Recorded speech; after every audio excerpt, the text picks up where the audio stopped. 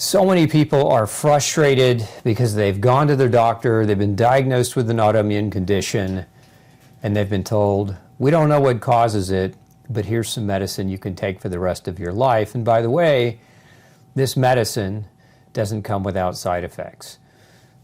If you're one of those people that have been diagnosed with autoimmune disease, whether it's rheumatoid arthritis, lupus, Sjogren's, Hashimoto's, hypothyroidism, psoriasis, psoriatic arthritis, or any of the others, this show is for you.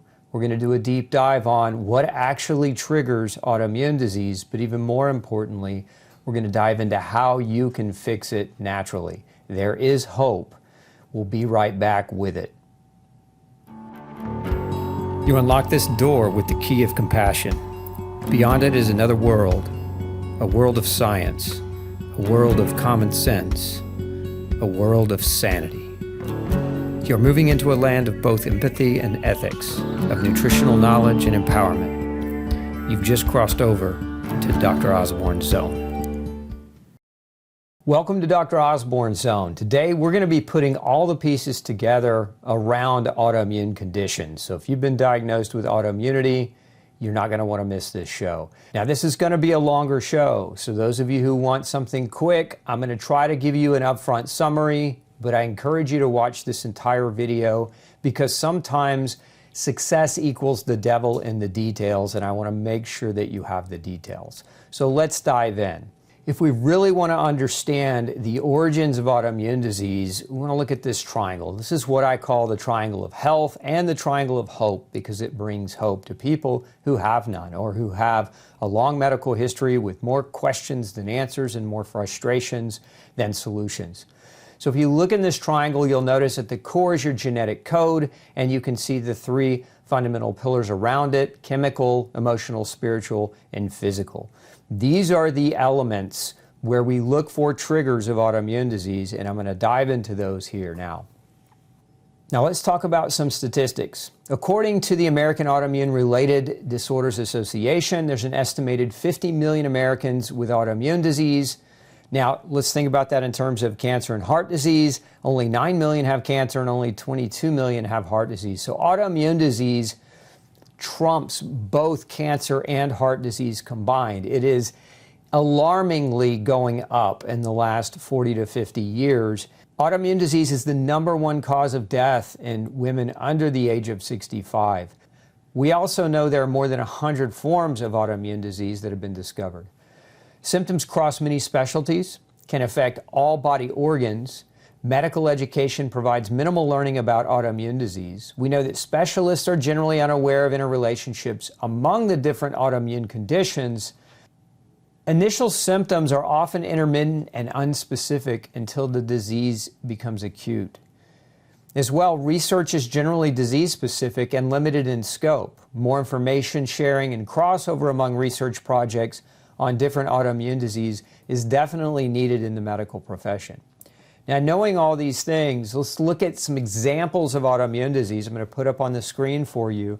And you might want to just pause the video here and take a screenshot. This is not by any stretch a comprehensive list of all forms of autoimmunity, but it is some of the more common ones that are diagnosed in the world today. So screenshot this image now. Now, here's what many of you have been told as it relates to autoimmune disease. The cause is unknown or it's genetic, and there's nothing you can do except take your medication. You've been told that food has nothing to do with autoimmunity, and you've been told there's no such thing probably as leaky gut. You've also probably been told that chemicals and pesticides used in food production are safe. You may have been told that sunshine is dangerous, and I'll let you read that last bullet so that you can have a better understanding of what I mean. Now, in the current system, we have a diagnostic-centric focus, meaning identify the cluster of symptoms, give it a name, and from that name, then the doctor can proceed to prescribe a medication. And this is basically the treatment of symptoms with chemicals, but no thought actually goes into patient empowerment with diet and lifestyle changes. We know that autoimmune focus is about lifelong disease management, and that there are no cures. At least, again, this is the current system, the current model. These are the things that people are commonly told. We also know that the problem is getting worse. If you look at this diagram, you can see an epidemic rise of autoimmune disease since the 1950s. And there are a number of reasons why this has happened. We have been exposed to many things, and we'll go through those things as we go through this presentation. Now, I thought it was interesting that Time magazine published this on their cover a number of years ago, Why Your DNA Isn't Your Destiny. And I use this as a means to give you hope, because a lot of you have been told your autoimmune condition is in your genes, it's part of your family history, there's nothing you can do about it, but nothing can be further from the truth. So I want to share with you 4 fundamental beliefs that you need to train your brain to go down these roads. Now, so number 1 is this: your body can heal. Chronic inflammatory and autoimmune conditions aren't life sentences. With the right guidance and support, you can reclaim your health. I've been in practice for over 20 years, and I've seen more than 10,000 people get better. The second, genes are a gift from God, not a curse. Your genes aren't bad. They're not making a mistake. They're responding to your behaviors. So you're not bound by your genetics. Your daily choices, how you eat, move, rest, and think, determine whether your genes express illness or vitality. Number 3, drugs don't create health. Medications can play a role, but they don't fix the root causes. Real health is built through nutrition, movement, restorative sleep, stress mastery, and a deep sense of spiritual purpose. And number 4, you are in control. With the right education, you can make informed decisions that transform your life. We're here to equip you, because when you understand how your body works, everything changes. Okay, let's dive into the non-negotiables and fundamentals of health. If you're going to recover from autoimmune disease, these 6 factors are things you have to understand, because recovery from illness is not a passive process, meaning you can't just take something or allow a doctor to give you a treatment. Those are passive, and you do nothing and expect recovery. If you want recovery, you have to take an active role. These 6 things are fundamental. They're not negotiable. You have to embark upon learning about these 6 if you truly, really want a recovery. So let's dive into them. Number 1, nourish with real food. Fill your plate with unprocessed, nutrient-dense foods grown by nature, not manufactured in a lab. Whole fruits, vegetables, responsibly raised proteins, and healthy fats give your cells the raw materials they need to thrive. Number 2, prioritize restorative sleep. Deep, consistent sleep is when your body repairs and heals. Aim for 7 to 9 uninterrupted hours in a cool, dark room to wake up restored and resilient. Number 3, soak up healing sunshine. Regular sensible sun exposure ignites natural vitamin D production, boosts mood, increases energy production, and supports immune strength. Even a short daily dose of morning or late afternoon light can work wonders.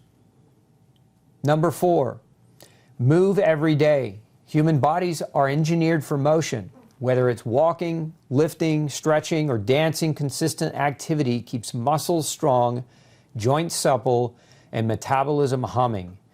The old adage goes, use it or lose it. If you want to know more about this, check out my crash course on Muscles as Medicine. Number 5, hydrate with pure water. Roughly 70% of your body is water.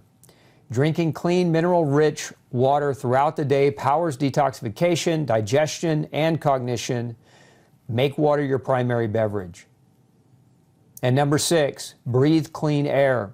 Fresh, pollutant-free air feeds every cell with life-giving oxygen. Whenever possible, open windows, spend time outdoors, and purify indoor air to reduce the burden of toxins on your lungs and your health. Again, these 6 fundamentals aren't negotiable. Not because I say so, but because they're tried and true. These 6 things have been the core health guidance for thousands of years. And if you really want restorative health, you have to take an active role by mastering these 6 areas. Now let's dive into triggers. I want you to look at this screen. I've put this together. This is a complex chart of all the different common triggers that we see clinically where people develop autoimmune processes. Going from left to right, you can see in that middle section, nutrient insufficiency is number one, meaning you don't have enough vitamins and minerals to help your body heal and repair or maintain itself. Number two on that list, microbial imbalances. This has to do with bacteria, yeast, viruses, parasites, microorganisms that can shift your body's metabolism into a chronic inflammatory state. These things can be measured. The third thing you see is gluten sensitivity, and gluten has a special place in this diagram, and here's why. Gluten is the number one most scientifically studied and most scientifically agreed upon cause for autoimmune disease. The classic example is celiac disease. We know gluten causes celiac disease, but we also know gluten contributes to and causes other forms of autoimmunity. So it gets its special place in this diagram. Now, next to gluten, you'll see food and chemical sensitivities. People can become or acquire allergic responses or sensitivities to many foods. So although gluten is one element, other foods can play a role in this as well, and those things can be tested for. Environmental toxins is next on the list. Environmental toxins can include anything you breathe, anything that you consume. There's chemicals in our food, there's chemicals in our air, there's chemicals that emit or outgas from the new furniture we buy, the new vehicles that we buy. We're exposed to things like heavy metals in our foods. We're exposed to heavy metals as well from environmental sources. So chemical toxins play a major role, and you can measure them. Like, the key thing with this diagram as you're looking at it is every trigger in that top row can be measured so that you can be empowered to understand what your triggers are. Next on the list, gut integrity and dysbiosis. This has to do with whether or not your gut is leaking or is permeable. If you have a leaky gut, otherwise known as intestinal permeability, then the contents of your diet go directly into your bloodstream and can create havoc on your liver and create systemic inflammation that drives the process of autoimmunity. Then you can see physical issues. We can't dismiss the physical frame. Human activity, human exercise, the frame itself. Muscle is an endocrine organ and emits different chemicals that regulate inflammation and regulate organ function. And so if you are a sedentary person, don't have good activity, this is going to be the part that plagues you. But the physical issues is very, very important, and it's most often it's one of the areas that gets completely ignored. And then we have the emotional, spiritual issue element. So this side also can contribute to autoimmune disease. If you've ever been under tremendous stress and developed illness shortly thereafter, you understand fully what I'm talking about. Stress kills. And so we have to look at the emotional and spiritual side of the equation and put it into an equal position as we do everything else on this list. So going from left to right, screenshot this image, learn these triggers, understand. What I've done is I've put in that second line, I've put different lab tests that you can ask your doctor to run so that they can measure which of these triggers you might have, and then come back to you with, hey, these are the things that you need to look at doing and changing. So again, this diagram is autoimmune disease at the top, what to investigate. That top row from left to right are the fundamental triggers of autoimmune disease. That center row beneath it are lab tests that you can request or ask for. And then that final row of boxes are the solutions, again, based on what your lab tests are showing. So screenshot this image, bookmark it, and keep it on hand. Now, what I see in my practice, oftentimes people fail to recover from their autoimmune problems. I see it, the average person that comes to see me in my practice, generally they've been to 5 or more doctors. They've had multiple autoimmune diagnoses. They've been on medicines for years. And the reason they're not getting any better, many of them have tried to change their diet. Many of them have tried to exercise and get sunshine. Many of them have tried to do these fundamental things, but they're missing key elements. And when you're missing key elements, we call this piecemealing, right? It's when you do one thing that could be helpful, but we have to remember that autoimmune disease is not a smoking bullet. There's no one fix. It's multifactorial. It's why you need to address all of these things as close to simultaneous as you can, because if you don't, if you have 8 or 9 different triggers and only address 2, you're not really going to be comprehensive in your approach, and you're going to meet with resistance and failure. So I encourage any of you who have already tried doing it yourself at home, where you've tried changing your diet and then that didn't work, and then you tried exercise and then that didn't work, and you made sure you were getting sleep, but in and of itself that didn't work. You've got to put it all together, and that's what this series is about. Health happens when your genes are happy. And your genes are happy when you surround them or bathe them in an environment that's conducive to their healthy expression. So keep it in mind again, your genes are not a curse. Your genes aren't bad. They're not wrong. You have to look for and identify your behaviors and how those behaviors can upset your genes, leading to poor phenotypical expression. Phenotype means your genes plus your environment equals you. And we want that to be a smile, health, happiness, as opposed to illness. So let's dive in. I'm breaking down each section. We'll go through each one and fill in the details for you so that you have a good understanding. So we're going to start with nutrient insufficiency. So if you look at the left, it's nice and bold. We're going to go into nutrients. I want you to understand something about nutrition. If we look at the field of biochemistry, basically it equates to nutrition. All of the known factors involving autoimmune disease are affected by nutrition. This is why it's so alarming that so many doctors don't have this conversation with their patients. Nutrition is the crux of how your body heals and repairs. Take this quote from the Guyton Medical Textbook of Physiology. Each of the 100 trillion cells in the human being is a living structure that can survive indefinitely, and in most instances can even reproduce itself, provided its surrounding fluids contain appropriate nutrients. Key word there, nutrients.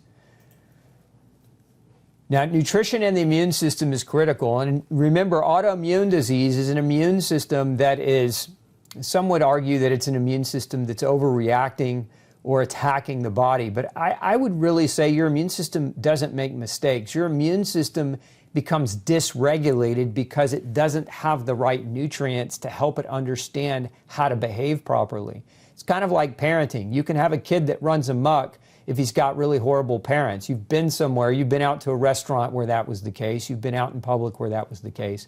Well, think of nutrients as the parents of your immune cells. And if you lack healthy amounts of good nutrients, your immune cells will misbehave, and they'll run amok, and they'll create a heightened sense of inflammation throughout your body. If you look at this diagram from the American Journal of Clinical Nutrition, I love it because it so beautifully expresses how the immune system plays a role in your body's regulation against everything, right? Because we look at the environment, look at the storm clouds above, the microorganisms, the parasites, the malignant cells that are cancerous, the allergens, the environmental toxins, all coming. Those are all coming. That never quits. Throughout your life, those things are always going to be coming at you. But you look at the umbrella of your immune system, the skin, the mucosal immunity, the specialized functions like lysozymes and phagocytes and immunoglobulins or antibodies. And then you have cell-mediated immunity and complement immunity and chemicals like interferon. And all these things are part of the weapons of your immune system's ability to protect you from the environment, from the constant barrage of the environment.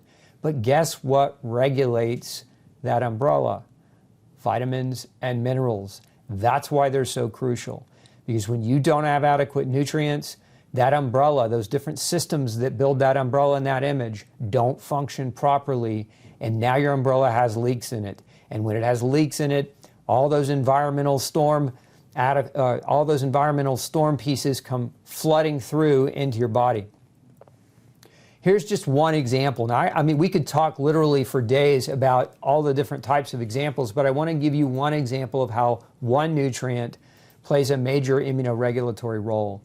You see here vitamin D deficiency and decreased exposure to solar UVB radiation have been demonstrated to increase the risks of many common cancers.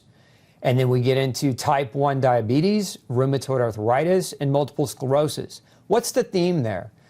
Type 1 diabetes, rheumatoid arthritis, and MS are autoimmune conditions. Cancer is end-stage autoimmune disease. If nobody's ever told you that, maybe this is the first time you're hearing it, but cancer is what happens when you've had an autoimmune process gone rogue long enough that your body can no longer keep up. But vitamin D deficiency is linked to those conditions. Look at the diagram to the right. You'll notice vitamin D, and if you look at that third box kind of in the middle underneath 125-OHD biologically active, you'll see there immunomodulatory effects. We'll blow in up on that for you.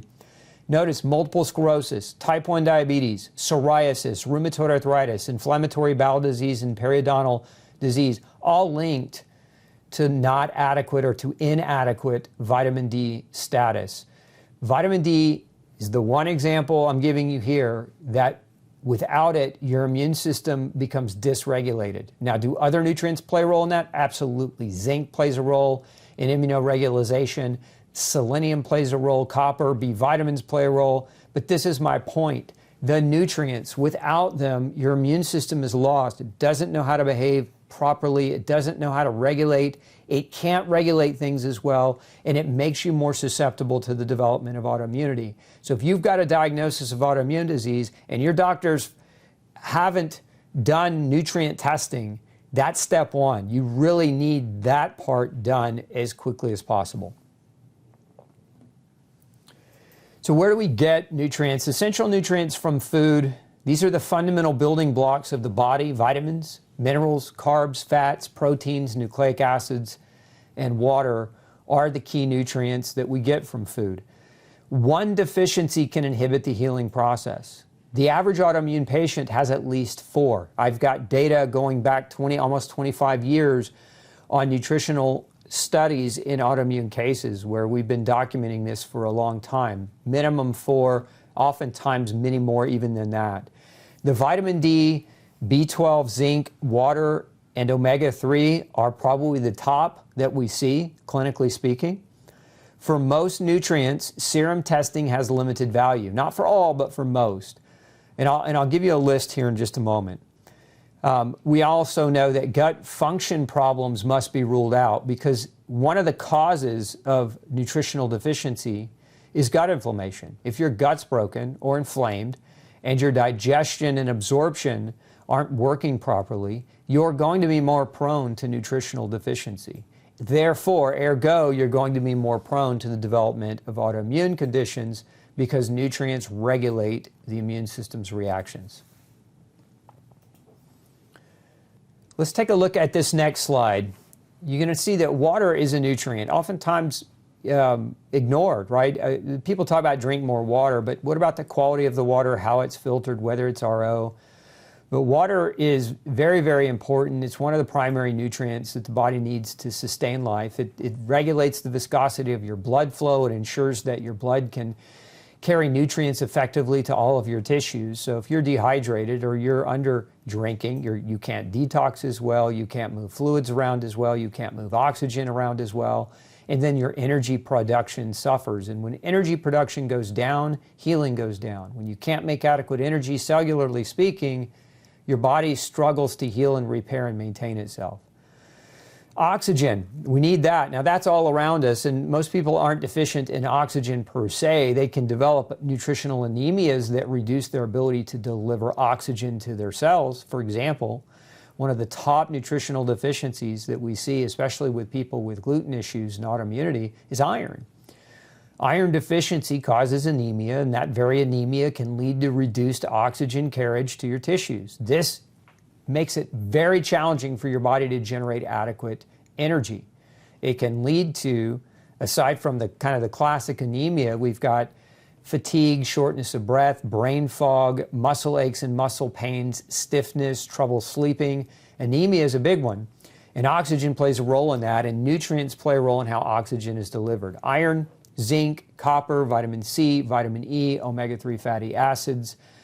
vitamin B6, vitamin B12, and folate all play a role in making red blood cells and maturing them so that they're capable of carrying that oxygen to your tissue. The other thing that's important is sunshine. People don't consider sunshine a nutrient. I do. I think sun is arguably one of the most powerful medicines in the world that also is underutilized. We have a sunshine phobia currently going on in our culture, where even yesterday I was in the clinic and a patient was telling me how their dermatologist had told them absolutely avoid the sun at all costs no matter what. I'm like, what century is that doctor in? You need sunshine. Aside from sunshine being, one of the main sources of vitamin D production by the body, you need sunshine to make melatonin. You need sunshine for your mitochondria to run efficiently. Sun is so critical as a form of medicine, and it's so feared. The analogy I like to use, water can kill you, water can drown you, but we don't quit drinking it for fear of drowning. Well, sunshine can burn you, and it can cause cancer if you burn your skin repetitively. But generally, intelligent sunshine consumption without burning, get sunshine to the tolerance of your skin on a regular basis without burning, is healthy. It's safe, and it's medicine. Don't forget it. And remember what I showed you earlier about vitamin D and multiple sclerosis and rheumatoid arthritis and psoriasis and type 1 diabetes. It's directly linked to an increased risk for those autoimmune conditions. And where do you get your vitamin D? You get it from sunshine and fatty animal-based foods.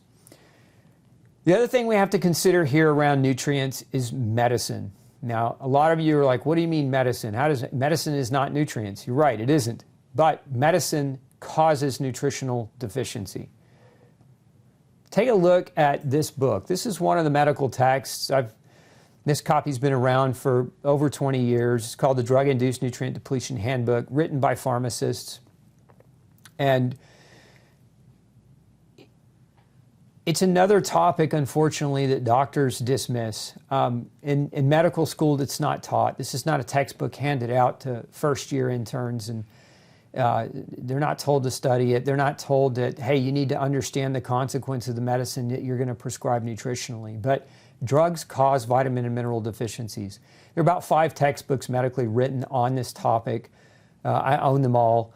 And this topic is one I think is very important because we use so many medicines in our society today. And kind of a classic example of drugs that cause nutrition deficiency, well, one is just birth control pills. Ladies, if you've ever been on them, they can deplete folate and vitamin B2 and magnesium. We know that statin drugs for cholesterol can block CoQ10, a critical nutrient for energy health. We know that diabetic medication can inhibit vitamin B12 and folate and CoQ10. We know that many common medications, even pain medications, can block vitamin C and iron and folate. So if you're on medicine, or if you've been on medicine for any great length of time, this is a conversation you should be looking to have with your prescribing doctor. They may not know the answer, but you should still engage in the conversation. And even if your doctor doesn't have an answer, you should engage in the investigative research to understand what nutrients that your medications are depleting. Because if you're not correcting those, you could create bigger problems for yourself down the road. Drug-induced nutrient deficiency is a very, very common problem, and I see it on a daily basis in my clinic. So here's a little diagram to kind of maybe take a screenshot of. This is an action step that you can do. If you're on a medicine prescribed that has no nutrient depleting qualities, you want to have follow-up with your doctor. Ideally, ask your doctor for nutritional testing. Now, many doctors don't have that training and will dismiss you. One of the things you can do if you want to get tested is we actually offer testing, intracellular nutrient analysis testing, online direct to you. We'll put a link up below this video for you if you want to read more about how you can get your vitamin and mineral levels checked. But it should be done if you're on medications. It should be something that you're monitoring. And depending on what you're deficient in, you should consider supplementation as a secondary element to help your body, right? To prevent the deficiencies that might lead to other problems. It's my recommendation that you do that twice a year. The lab testing on this can be done. It's not hard to do. It's a simple blood draw, and twice a year gives you a good indicator of how you can change up your diet and your supplementation to accommodate what your body's needs are. Hope is such a powerful tool, and it's a requirement for healing. And that's why next I want to share with you Shanna's story. Her amazing autoimmune recovery will blow you away. I had when I came to Called an iodine loading test. You can ask your doctor about it. 25 OHD, that's a common test that can be ordered by most doctors, and most doctors are willing to order it. An iron panel with ferritin helps you understand your iron better. A CBC and chemistry profile can sometimes lead to a better understanding of nutritional status. There's a test called homocysteine, which is an independent marker that can help understand your B12 and folate and B6 status. Hemoglobin A1C. This is a good, not so much because it detects nutritional deficiency, but because it helps to detect carbohydrate overload. If you're eating too many carbohydrates for what you're expending, generally you're going to have an elevated A1C. You can check for CRP. In this case, HS stands for high sensitivity. CRP is an inflammatory chemical. There's another inflammatory chemical called ESR, not on this list, you can ask for, but a lot of times with autoimmune disease, doctors are already ordering it. And then insulin. Insulin's a good marker. Insurance covers it. It tells you a lot about carbohydrates as well. Are you over-consuming carbohydrates? Now, when it comes to nutritional testing of vitamins and minerals, be very cautious about serum lab tests. There are exceptions to that rule, one of them being the vitamin D test. So in the serum, 25 OHD is a really good way to assess vitamin D. And iron and ferritin are a really good way to assess iron. But when it comes to the other nutrients, serum lab tests are wanting, right? Your serum levels of nutrients generally are a reflection of your last meal. They change from day to day very rapidly. They don't account for something called liver redistribution. Your liver can store nutrients, and so when your cells of your body need more of a nutrient, they can call on the liver, and the liver will pump out its stored reserves into the bloodstream to get to that tissue. And if you're drawing your blood when the liver's redistributing the nutrient, you can get a false normal level, or in even some cases a false high level. So serum can be tricked. It's not super accurate. This goes back to what's the best way overall to measure nutritional status over time. It's called INA, intracellular nutrition analysis, or intracellular nutrient analysis. And again, I'll put a link below and you can read more about that. Now, I was talking about drug-induced nutritional deficiencies earlier. I'm going to pause for just a minute on this screen and pop it up for you. These are some of the more common medications that are prescribed. This is not intended to be the master list of every drug, but if you're on these key categories of medications, screenshot this. This is a good starting place for you in your research, and use this as a tool.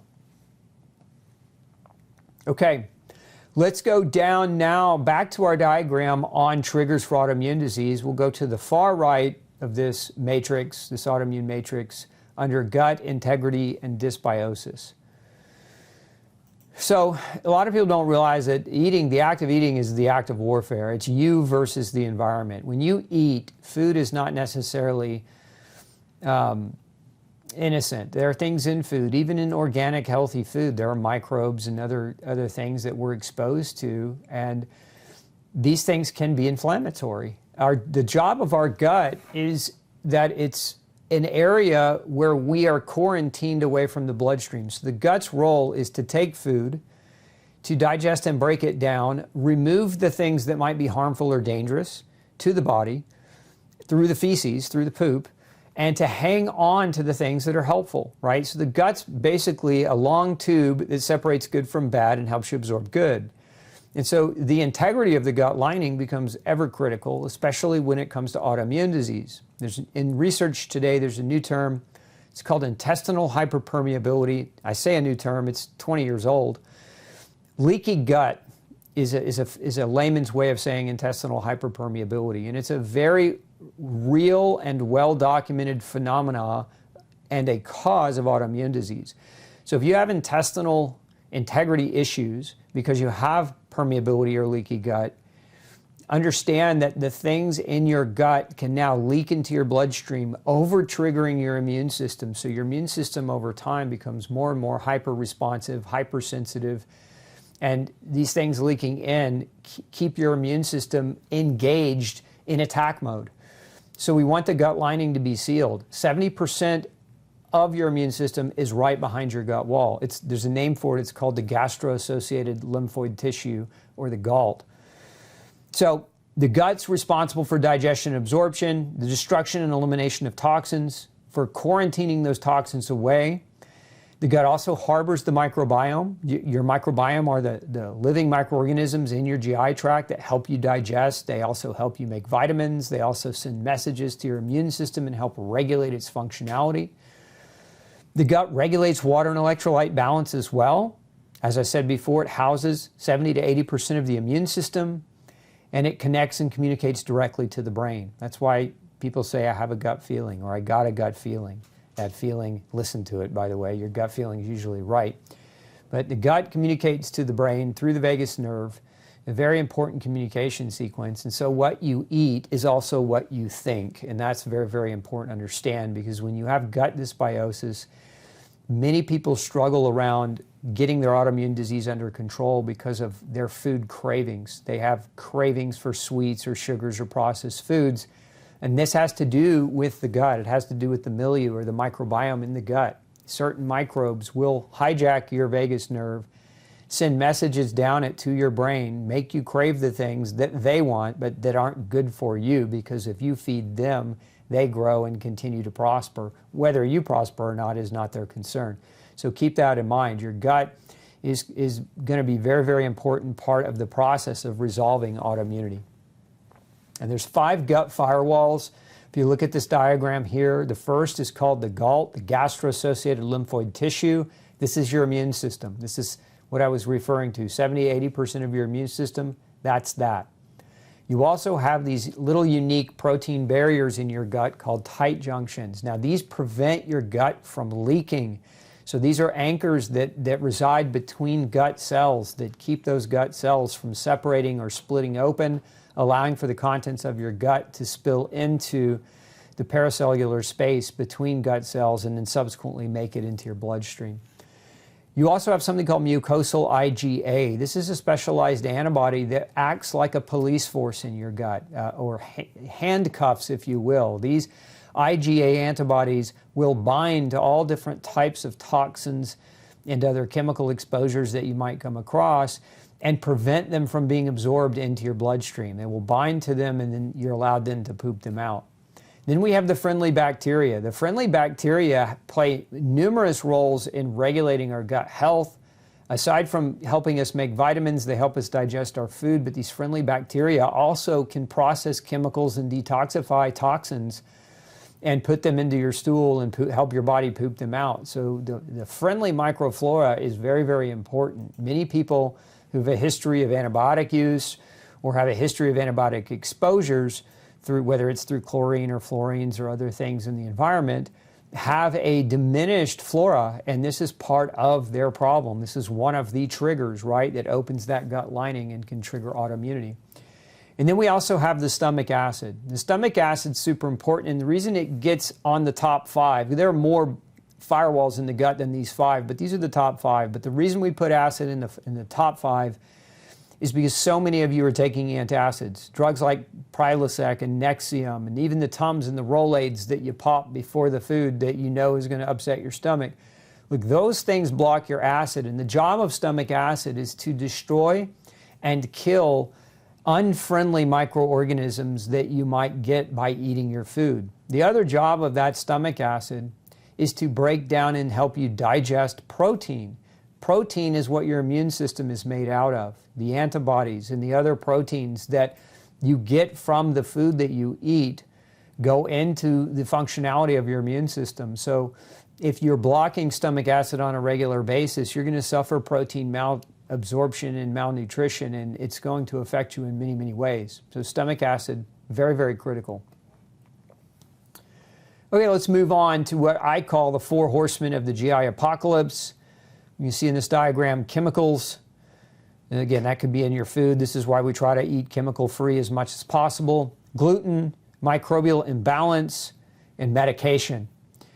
When you add these 4 horsemen together, they can create a synergism that can cause and drive perpetual GI damage and intestinal permeability. Now, that intestinal permeability, aka leaky gut, has triggers. This is an example. If you look at this diagram, these are known causes of leaky gut.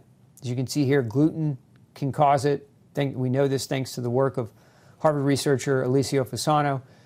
GMO foods, plastics. How many of you eat out of plastics, eat off of plastics, eat with plastic silverware, drink out of plastic bottles, rub plastics on your face through cosmetics and other things? Plastics are no good. Pesticides, aggressive exercise. Now I say aggressive exercise, not moderate exercise, aggressive exercise. We see this a lot in athletes where they're exercising super heavy and they start getting sick as a result, and this can be one of the triggers. We know that many medications can drive leaky gut. Infection can drive leaky gut. Food allergies and sensitivities can drive leaky gut. There's another example food there, potatoes. There was a study done years ago on a particular alkaloid in potatoes in some people, not in all, but in some, causing leaky gut. It's an example there. And the reason I don't want to scare people away from potatoes, I have this on this diagram to predominantly give you the example that different foods can cause a leaky gut for different people. And one of the elements here that you want to take away is if you suspect food as a trigger for yourself, you most likely want to consider food sensitivity, food allergy testing to get a better understanding of what your food triggers are. So keep that in mind as we go through this. Now, you see this diagram here on leaky gut. Leaky gut occurs when tight junctions are damaged. Those tight junctions are damaged by many different things. But once they're damaged, chemicals and toxins can access your bloodstream. This can lead to immune abnormalities, increases the development of food allergy, one of the things we call acquired food response or acquired food allergy. And that can drive the process of autoimmunity. Let's take a deeper look at medicine. So if you look at this diagram, notice there's an action item above on the right. It says get with your doctor ASAP. So if you're on these classes of medications, you see on the far left, these are common drugs that impact gastrointestinal function. Antibiotics destroy the health of gut bacteria. That can increase the risk of infection, hinder digestion and vitamin synthesis. That can contribute to leaky gut or permeability. And subsequently, we can get things like IBS, nutritional deficiencies, and the development of autoimmunity. If you look under pain medications, and this is even true of over-the-counter medicines, but ibuprofen, aspirin, naproxen, erode any NSAID, non-steroidal anti-inflammatory, can erode the mucosal lining of the stomach and upper small intestine. I mean, aspirin, baby aspirin, in doses 1/10 of a baby aspirin can cause microbleeding and mucosal erosion in your stomach. A lot of people don't know that. A lot of doctors are just saying, take the aspirin. But it has tremendous impact on gut function. So if you're on aspirin or if you're on pain relievers on a regular basis, understand that you're eroding your mucosal lining and you're creating a roadmap to intestinal permeability, subsequently autoimmune disease. Look at the next class, acid reflux. I mentioned this a moment ago, but when you inhibit or lower stomach acid function, you inhibit or hinder digestion of nutrients like protein, calcium, and vitamin B12. This leads to weakened immunity, depression, bone loss, and many other problems. And then antidepressants. They alter gut motility. They contribute to constipation. They alter gut flora and increase toxic colon burden. And this is, again, folks, this is just an example. This is by no means, this diagram is not meant to represent all medications. My point is if you're taking chronic medications, understand how they can affect your gut and make sure you have that conversation with your prescriber or do your research. Come back to my show. Every Tuesday we have a show and every Thursday we have a live Q&A. Bring me your questions. I'm happy to help guide you in the right direction in this area. So home-based action steps around this. So we're talking about leaky gut. and intestinal dysbiosis, consider intermittent fasting. Can be very, very helpful to help the gut heal and reseal the lining. Avoid all grains, all dairy, all legumes and nightshades immediately. In essence, follow no grain, no pain, the diet. If you haven't read my book, please do. There's a diet plan in that. Follow it. Eliminate processed or packaged food items immediately. Consume easy-to-digest foods, initially soups, broths, fermented foods. Perform controlled deep breathing before your meals and eat in a peaceful, calm place. When you're eating, eat. When you're eating, you shouldn't be distracted by stressful news channels. You shouldn't be distracted by all other nefarious things in the environment. You should be sitting at peace, because the act of eating is a parasympathetic act. We want to be at rest so that we maximize the blood flow to our digestive tract and therefore get the best nutrition that we can.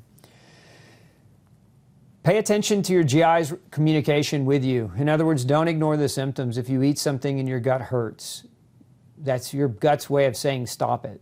Listen to that message. Maintain adequate water. Water helps you digest your food. When you're eating a meal, it's important that if you're drinking water with that meal, some people will tell you that water dilutes your digestive enzymes and don't take water with food. I don't agree with that. I don't see that clinically as a problem. But what we do see clinically as a problem is people who drink ice water or iced beverages with a meal. When you ice your gut, you restrict the blood flow to it.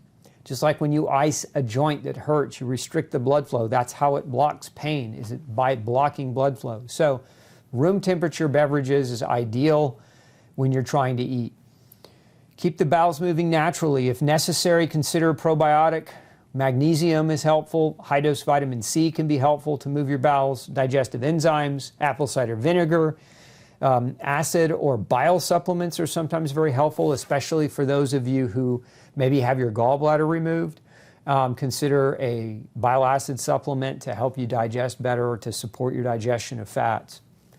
Pay very close attention to foods high in FODMAPs, oxalates, and histamines. These are common additional trigger foods that develop with leaky gut and intestinal dysbiosis. So just put those on your radar of things to investigate. And then be cautious of supplements containing GMO or other taboo ingredients. I see this a lot where people are trying to take the magnesium or the vitamin C to improve their bowel movement, but the products that they're using contain, horrendous fillers and chemicals, and so now, they're just adding more fuel potentially to the fire. So if you are using supplements as support, read that label carefully. And then action steps around working with a functional doctor. Have functional GI testing performed. There are a number of different ways to measure the GI tract, how it functions, how it works. You can measure the microbiome. You can measure digestive enzyme production. You can measure inflammatory markers. You can measure signs of disruption that might be a clue or an insight and might give that doctor the ability to help you make a better decision or even treat you better. Rule out GI imbalances or dysbiosis. That's another benefit to doing testing, right? So you can rule out yeast overgrowth or bacterial, gram-negative bacteria overgrowths, parasites, viral issues. Consider biofilms. A lot of times bacteria will thrive in the GI tract and create a chronic problem. There are a number of different gram-negative bacteria. Yeast can do it too, but that can drive autoimmune disease. Bacteria like Pseudomonas and Klebsiella are common examples, Citrobacter, that we have seen time and again cause an immune response against the joints and against muscles, so creating, in essence, an autoimmune response against your own physical structure, leading to chronic pain. So these bacteria thrive under biofilms. Think of a biofilm as like a dome that these bacteria produce to surround their colonies, to hide from your immune system. And so biofilms are sometimes a impediment to treatment. So talk to your doctor about that potential. If you've already been treated for these types of dysbiotic microorganisms and the treatment's not working, have that conversation about biofilm with your doctor. Assessing, as mentioned, assessing the microbiome, assess production of acid, digestive enzymes, short-chain fatty acids, and immune components like IgA. You can assess GI inflammatory markers. And depending on the extent of damage, you may need a supplemental source of immunoglobulins. You can assess nutrients. The gut will never heal if you're deficient in nutrients like vitamin A, L-glutamine, vitamin C, zinc, B12, and folate. These are nutrients that are necessary to repair the gut lining if it's damaged. So this goes back to what we originally talked about as a trigger, nutritional deficiencies. So they overlap. A lot of these things overlap, as you'll see as we go through this. The next story of hope I'd love to share with you is an amazing recovery of a past patient of mine named Amy. She had severe joint pain and neurological damage. It was so bad it was actually affecting her hearing. And by finding the right trigger, she was able to make a full recovery. Here's her story. I started seeing Dr. Osborne about 6 years ago. Before that, I had spent 2 or 3 years experiencing a lot of joint pain and a progressive hearing loss. The joint pain in my hips was severe enough that I couldn't sit cross-legged on the floor. I couldn't walk down the stairs comfortably. I would clutch the handrail for additional support. For 3 or 4 years, slowly, my hearing had started getting worse. And you don't notice at first. You think someone at the end of the table is just mumbling, or you think it's that individual person just never speaks up. But eventually you notice that it's you, not anybody else. And so I started going to an audiologist to get my hearing checked. My general practitioner sent me to an ENT to also check my hearing, and she checked it. Couldn't find anything that was causing the hearing loss. But every 6 months when I would go to the audiologist, my hearing loss would be worse. And so I had a friend of each thing that you have that you treat, but it's amazing in your body how many things are impacted by your nutritional levels, by your hormone levels, by things like parasitic infections or other infections that you can have in your body as well. And all those can be detected using functional medicine. The difference that you notice between working with traditional medicine and working with Dr. Osborne is the time that he spends with you. He spends a great deal of time understanding what your symptoms are, talking through them, listening to you. And then you start a process of testing anything that is suspect that could be wrong in your body, whether it's nutritional deficiencies, infections, you talk about stress, you talk about hormones, you talk about anything that can be out of balance. Where with traditional medicine, if a pharmaceutical will hide these symptoms, your doctor pretty much considers you done. That's it. But you don't spend that time really digging into the issues and what's causing your symptoms and why you're sick. I think the biggest thing that surprised me with functional medicine was, even though it takes a while, it's the personalized attention that it gives you. And the fact that we spent several years doing additional testing, talking about my symptoms, trying to figure out what it might be. And it's not a fast solution, but it's a much more thorough solution. Working with Dr. Osborne obviously gave me the chance to save my hearing, which is a life changer, right? But also it gives me the hope that through the rest of my life, I have a tool now to manage my health. And I don't have to rely on pharmaceuticals, and I don't have to accept that symptoms are just because I'm getting older. I have a resource to go to that's going to work through those symptoms and keep me healthy and feeling good and active the rest of my life. Okay, let's move into food. So you want to screenshot this. Gluten sensitivity, food, and chemical allergies are the next topic that I want to dive into. So let's talk about gluten. And I want to spend a little bit of time on gluten because, as I mentioned earlier, it's the most well-studied and most well-agreed-upon cause or contributing factor in autoimmune disease. Now, a lot of people have turned their attention to glyphosate, and I'm not saying that glyphosate doesn't also contribute to autoimmune disease. I believe it does.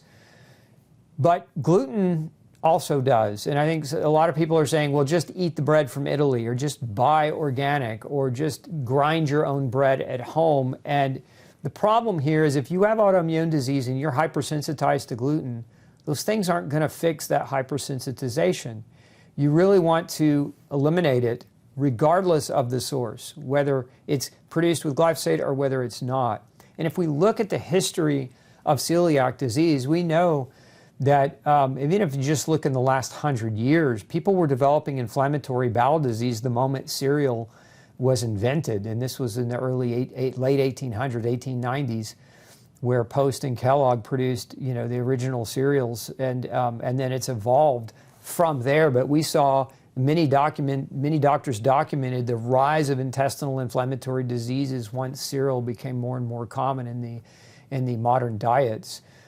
So this was long before glyphosate was ever introduced or ever brought into the scene. So the glyphosate's use has really only been limited to in our major food crops since the 1990s. So we go back, further than that. In the early 1900s, all the way up through the 1970s, we saw a meteoric rise in autoimmune disease and intestinal inflammation as a result of high levels of grain consumption. So don't rule out the gluten. Many of you who have kind of written it off and ordered your grain from Europe, be careful, because it can, and I've seen it do this in many people, it can perpetuate your autoimmune disease. Okay, gluten was the first medically proven cause of autoimmunity. All grains contain some form of gluten. As you can see this diagram to the right, the prolamine fraction of proteins in grains. Prolamine fractions are gluten. So if you look at wheat, for example, the name of one of the types of gluten found in wheat is called gluten, and it represents 69% of the total protein found in wheat. You can see some of the other grains and the types of gluten they contain, and what I really want you to pay attention to are some of these that are commonly labeled gluten-free in the grocery store. Oats. How many times have you seen a box of gluten-free oats? But oats aren't gluten-free. They contain a form of gluten called avenin, and it's 12 to 16% of the total protein of oats. Researchers have shown that avenin can cause inflammatory damage to people with gluten sensitivity, so you got to be careful there with those labels. Millet is commonly labeled as gluten-free, but you can see millet contains a form of gluten called panisin, 40% of the total protein. Corn contains a gluten called zein, 55%. Rice contains a gluten called orzonin, 5%. Sorghum contains a gluten called caffrin, 52% of the total protein. So bookmark this page. Many of you are buying gluten-free products over the counter on the gluten-free food aisle, and you're not getting better, and you're like, I went gluten-free, it didn't work for me. And reality is you went what we call traditional gluten-free. You went wheat, barley, and rye-free, but you didn't go true gluten-free. You didn't avoid all the grains. All grains, by definition, contain gluten. The definition of gluten is that it's the family of proteins found in the seeds of grass soluble in alcohol. And all grains contain different forms of gluten, period. So keep that in mind. Testing antibodies to gluten can be misleading.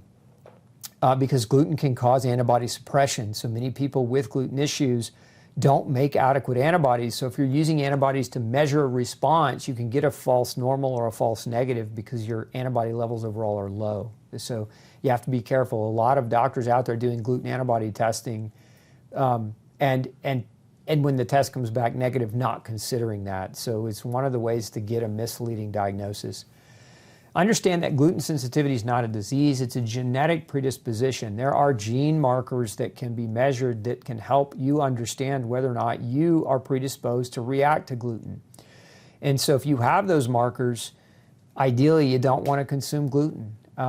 Those genetics are called HLA-DQ genes. If you're wondering, there's HLA-DQ alpha-1 and HLA-DQ beta-1 genes. Those can be tested.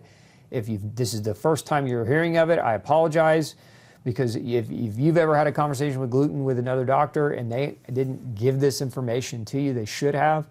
But if you want to learn more about genetic testing for gluten sensitivity, we'll put a link below as well, and you can learn and read more about genetic testing. But ideally, if you really want to know whether or not you are predisposed to react to gluten, you should get a genetic test done. Let's take a deeper look at gluten here. You can see gluten sensitivity. Most people think that celiac disease and gluten sensitivity are the same thing, and in fact, they're not. Gluten sensitivity is a genetic predisposition. People that have that genetic predisposition and eat gluten anyway can develop celiac disease. So we could make the statement that everyone with celiac disease is gluten sensitive, but not everybody with gluten sensitivity will develop celiac disease. Gluten can cause more than just celiac disease, though, and I think it's important that you understand that. The scope of autoimmune conditions that have been linked to gluten is enormous. And if you haven't seen my series on gluten specifically, it's 14 hours long, and I go into super mega depth on that. It's called Glutenology, and you can check that out at glutenology.net. I encourage you to watch that if you really want to get to the nitty-gritty of the science. But this simple diagram here shows you that gluten sensitivity can lead to bone loss, to asthma, to fibromyalgia and chronic fatigue syndrome, to thyroid disease, to psychological diseases like bipolar, and inflammatory brain conditions like depression, and also schizophrenia, or bread madness as it was once called. We know that gluten can cause lymphoma or different types of cancers. Gluten's actually linked to 11 different types of cancer. And so it's not just about celiac disease. Celiac disease is not a worse manifestation. It's not more problematic than gluten sensitivity. I would argue that they're all bad.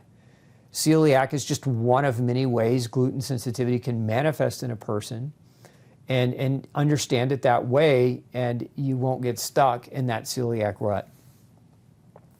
Now, these are some examples of primary and secondary effects of gluten exposure. So for those of you with genetic predisposition, you eat gluten, primary effects can be the development of barrier permeability. We know that gluten causes a disruption in the tight junctions of the GI tract, leading to leaky gut. Subsequently, it can also create barrier permeability of the blood-brain barrier. This is why gluten's been linked to diseases like cerebellar ataxia and schizophrenia and epilepsy and neuropathy. It's because gluten can damage the blood-brain barrier. We know that as a primary effect, gluten can cause and drive autoimmune disease, such as celiac and Hashimoto's and ankylosing spondylitis. We know that as a primary effect, gluten can cause gut dysbiosis. It can alter the milieu of the types of bacteria that live in the GI tract. We know that for many, gluten can drive an IgE response. Many people that react to it also develop what we call an acute allergy.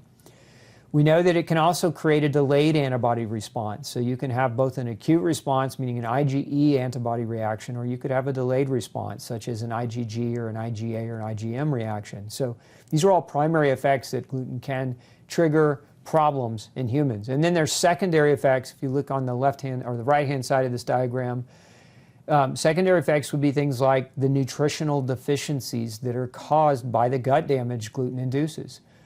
And once you start developing those nutritional deficiencies, now your health can really deteriorate, because what did we say earlier about nutrients? They're fundamental to your health. They're fundamental to healing and repair and maintenance of the body. We know that secondary effects are also systemic inflammation. Once gluten gets in, it can drive systemic inflammation throughout your body, basically creating organ and tissue damage. And this puts a burden on the body, right? It creates what we call a repair deficit, where your body is breaking down faster than it can heal and repair itself. And so this is when your tissues start to break down. This is when symptoms start to coalesce and conform into either a syndrome or a diagnosis that a doctor wants to give you. So that's that chronic exposure over time that leads to that chronic inflammation over time that leads to the disease. Now, beyond gluten, I think it's important to bring the topic of grains into this equation. If you aren't familiar with my book, No Grain, No Pain, get familiar with it. It's been published in 5 different languages. It's available at every major book retailer. PBS ran a special on it, but it's a very important indexed guide to help you navigate diet through autoimmune disease. I mean, we've had thousands and thousands of people all over the world write in saying, No Grain, No Pain changed my life. No Grain, No Pain put my autoimmune disease into remission. If there was the one simple key tool that you would walk away today, spending the least amount of money, because you can check this out at the library, you don't even have to buy a copy, and I don't care whether you buy it or not, it's not going to matter on my bank account. It's all about helping you get the information that you need to recover. But when it comes to grain, look at this funnel. My publisher wanted me to call this book, he wanted to put gluten in the title, but I didn't want to put gluten in the title. I wanted to put grain in the title, because grain is more than gluten. Gluten is just one aspect of grain that can be detrimental and drive autoimmunity. But if you look at the funnel there, grains also contain heavy metals. They contain excessive omega-6. They drive leaky gut. Grains are excessive carbohydrate. They contain, many of them are GMO or contain pesticides. Grains are contaminated by mold and mycotoxins. Grains contain chemicals called ATIs, that stands for amylase trypsin inhibitors. These are chemicals that can activate the immune system regardless of gluten. They activate little receptors in your immune system called TLR4 receptors that drive inflammation. This has all been well documented and studied. I published it in the book and discussed it in depth. But understand that when you eat grain, it comes with all those things. And if you're trying and struggling with a chronic autoimmune inflammatory disorder, the name of the game is remove the bad and provide the good. We're trying to remove the triggers of the autoimmune condition and the inflammation while we give the body what it needs to heal and repair. And so no grain, no pain is kind of a benchmark to help you begin that process. More on sensitivities and allergies. You can be allergic or sensitive to any food. It's not just gluten and grains, but I've seen cases, if you read my book, one of the stories is a little girl named Ginger. She was reactive to blueberries, and she had a terminal diagnosis. I mean, we saved her life, and she didn't end up dying, but blueberries was a big trigger for her. And it can be any food. Any food, well, there's an old adage, one man's food is another man's poison. You can acquire an allergy or a sensitivity to any food. That's why it's important to get these things measured. You can also have reactions to chemicals, and there are chemicals in your food, the additives, the pesticides, preservatives, dyes. There's a lot going on in the world right now where they're trying to get dyes out of the food, and that's great. It's a great first step. But really, we have to be more adamant about getting all this nonsense out of our foods. There's petro-based plastics and microplastics in foods. There's environmental molds that people can also have sensitivities to, not so much food-related, but you can inhale or be exposed to those through air. And then there's metal compounds, toxic metals, things like cadmium and cadmium and arsenic and mercury and aluminum. And then there's also compounds found in medicines as well as in dental or surgical implants from a metal perspective. But I've seen cases where people were reacting to their implants. You know, if you've heard of breast implant disease, and I've had people that were reacting to hardware. I had one woman one time, she had a few different screws put into her ankle, and she began reacting to the metal alloy in those screws. She actually started forming an autoimmune reaction around those. And ultimately, we tested her and discovered it, and we were able to get our surgeon to accommodate her, and her autoimmune disease, improved dramatically after taking those foreign elements out of her body. So keeping in mind that autoimmune disease has triggers, going back to what we're dealing with. Allergic reactions, there's a term here. If you look at this diagram, what most of you know about from an allergic response is this. If you look on the left of this diagram, it's IgE antibodies. So if you've ever been to an allergist and they've drawn your blood, they've more than likely they've measured IgE response. If they've done a skin patch test or prick test on you, they're measuring IgE responses. Now, that's what we call an acute allergy, and that type of reaction is generally it's labeled acute because it has a window of immediate to as latent as 3 hours, meaning so from immediate exposure to up to 3 hours, you can start having a reaction against something that's IgE mediated. That's what we call acute. And that's typically the classic symptoms of that are like your lips swell, your throat constricts, you get hives on your skin, you break out with urticarial wheals, you might have wheezing in your lungs, you might get watery, teary, itchy eyes or runny nose, the classic allergy symptoms. But we also have in that same category, you have something called a subacute, which is where it's not quite an anaphylactic or super strong reaction, it's a little bit milder, and this is where things like your blood pressure might go up, or your heart rate might go up, because it drives the process of creating adrenaline, and adrenaline is a stress hormone that can elevate blood pressure and can elevate heart rate and can make kids, we see this a lot with kids, it can make them hyperactive because they're pumping, they just ate something they're allergic to and now they're making all this adrenaline and their energy goes through the roof and they can't sit down in school. Those are all acute and subacute. Now look at the right of this diagram and you're going to see a term that you may not have ever heard of. It's called delayed hypersensitivity.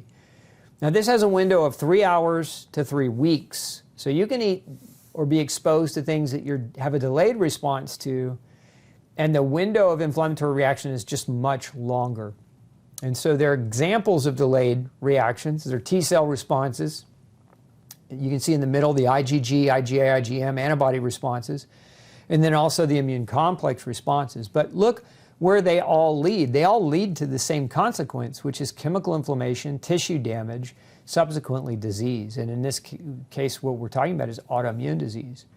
Now, from the perspective of testing, IgE is what most doctors test or measure. So if you've had allergy testing, that's most likely what you've had done.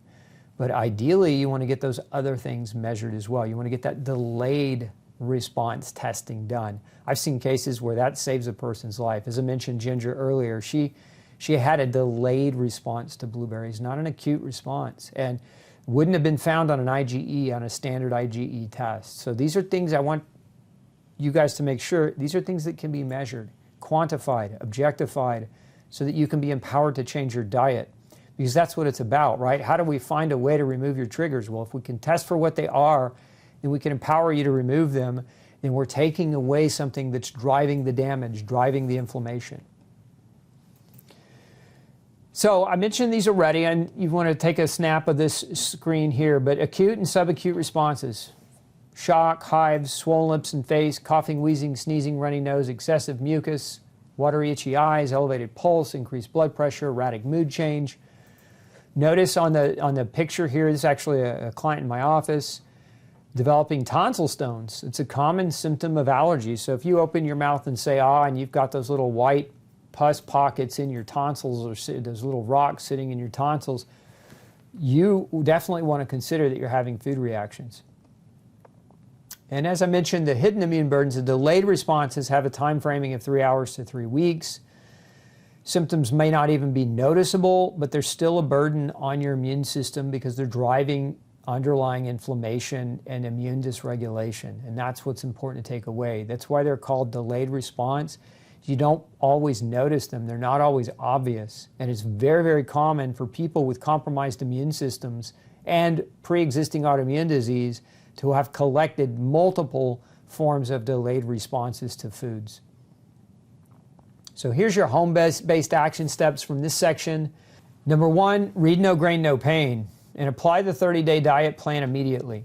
Perform a food elimination diet. This is something else you can do that can, low budget, no budget, very simple. Just diary the food that you're eating and diary your symptoms. And if you find any potential matches, consistently remove those foods. Eliminate as many toxic exposures from your environment as possible. Try to avoid foods that have pesticides in them. Avoid the household cleaning products with all the chemicals. Buy natural cleaning products and soaps and shampoos, etc. Beware that many chemicals can come from, and I'm going to let you read that line just so that we don't get this thing taken down. And then begin reading all food and other household labels. Learn what you're putting in and on your body. Don't just put your head in the sand. Become an advocate for yourself.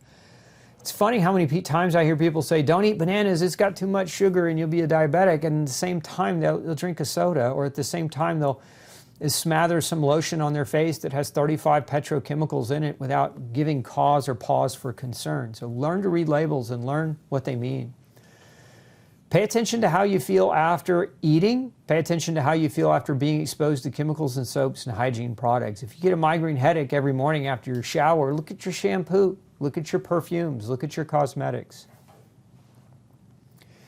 If you have changed your diet and you're already following No Grain, No Pain and you're completely not responding, meaning you've done it and it's not working. We get this sometimes where people have changed their diet and are like, oh, Dr. Osborne, I followed your book, followed your plan, and I just didn't get better. If that's you, consider mold. This is the second most common autoimmune trigger we see clinically. And when I talk about mold, I mean environmental mold. A lot of people have a hard time with this one because they can't, it's hard to fathom that your house might be growing mold and actually killing you, especially if the mold isn't obviously visible.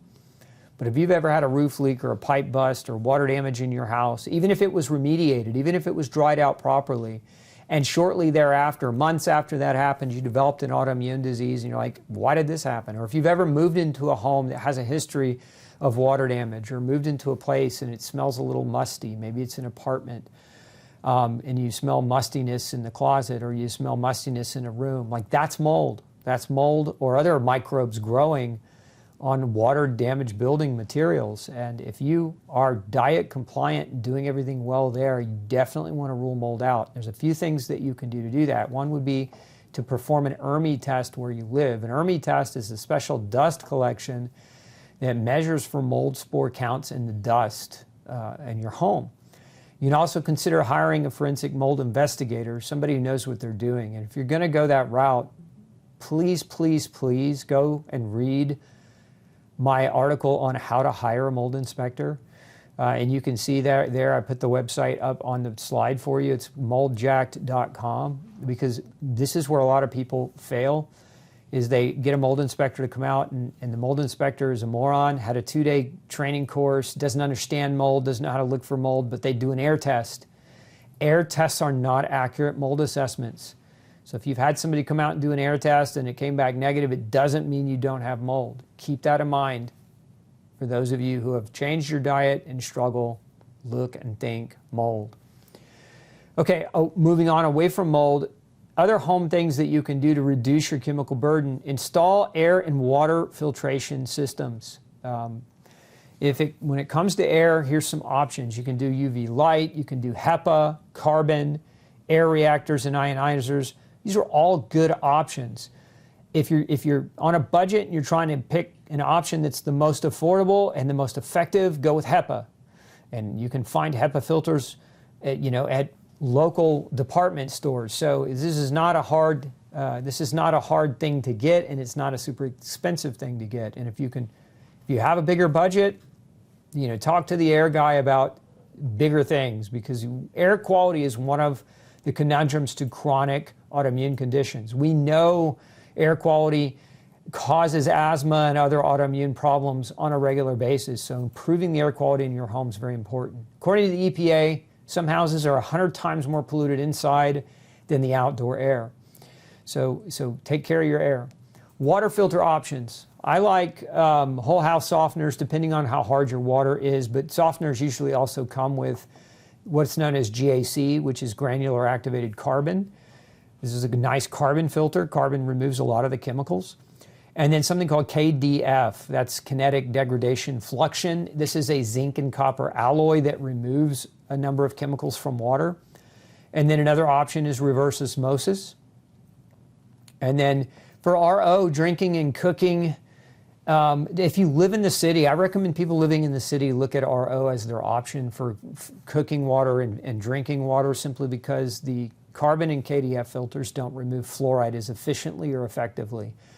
But RO does. And so if you're in the city, not on a well, if you're on a well, don't worry about reverse osmosis. But if you're in the city, consider an RO filter for your drinking water.